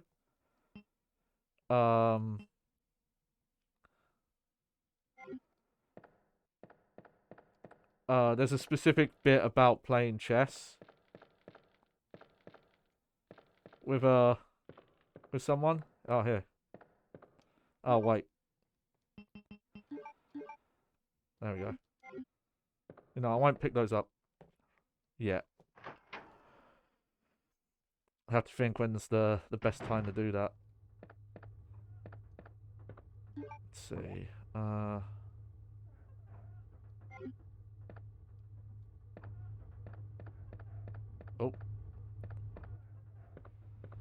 Yeah, I'm just gonna head to the save point for now. And you know, we'll pick this up later in the week. Sorry. I'm too familiar with the Resident Evil remake layout, so I'm checking the map a lot.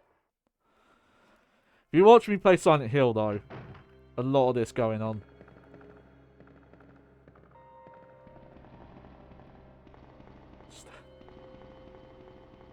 My sense of direction is just not great. There we go. So I can put you away. Put you away. Put these up here.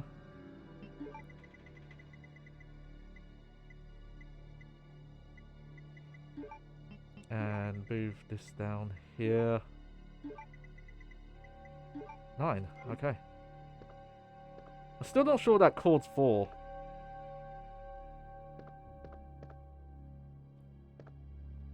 Oh yeah, the typewriter's not in this room. No wonder they moved it for the remake.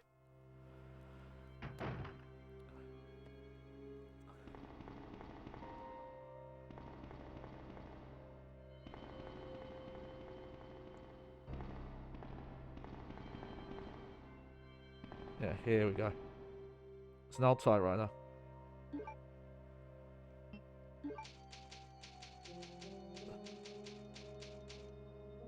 Cool. So yeah, so next time we'll check out the locked room there, and then I've got to check out the clock tower. That's up right at the top. We haven't been that way yet. And we're actually really close to finishing the police station, actually, from what I remember. So also I'll have to try and remember, if I do forget, maybe I have to make a note, but I've got to remember there's green herbs in a couple of spots to re-pick up. But there you go. Oh, disconnect from chat, rejoin chat. Great. Hey, well there you go. That was, yeah. If people are insistent of like, oh, Resident Evil 2, the new version remake replaces the original, I don't think it's true. I think the original does things different enough. It's still worth a playthrough. And again, it's a miracle that this game works on a Nintendo 64. Obviously, we're emulating it because of the way the tech works. I wouldn't have been able to capture it.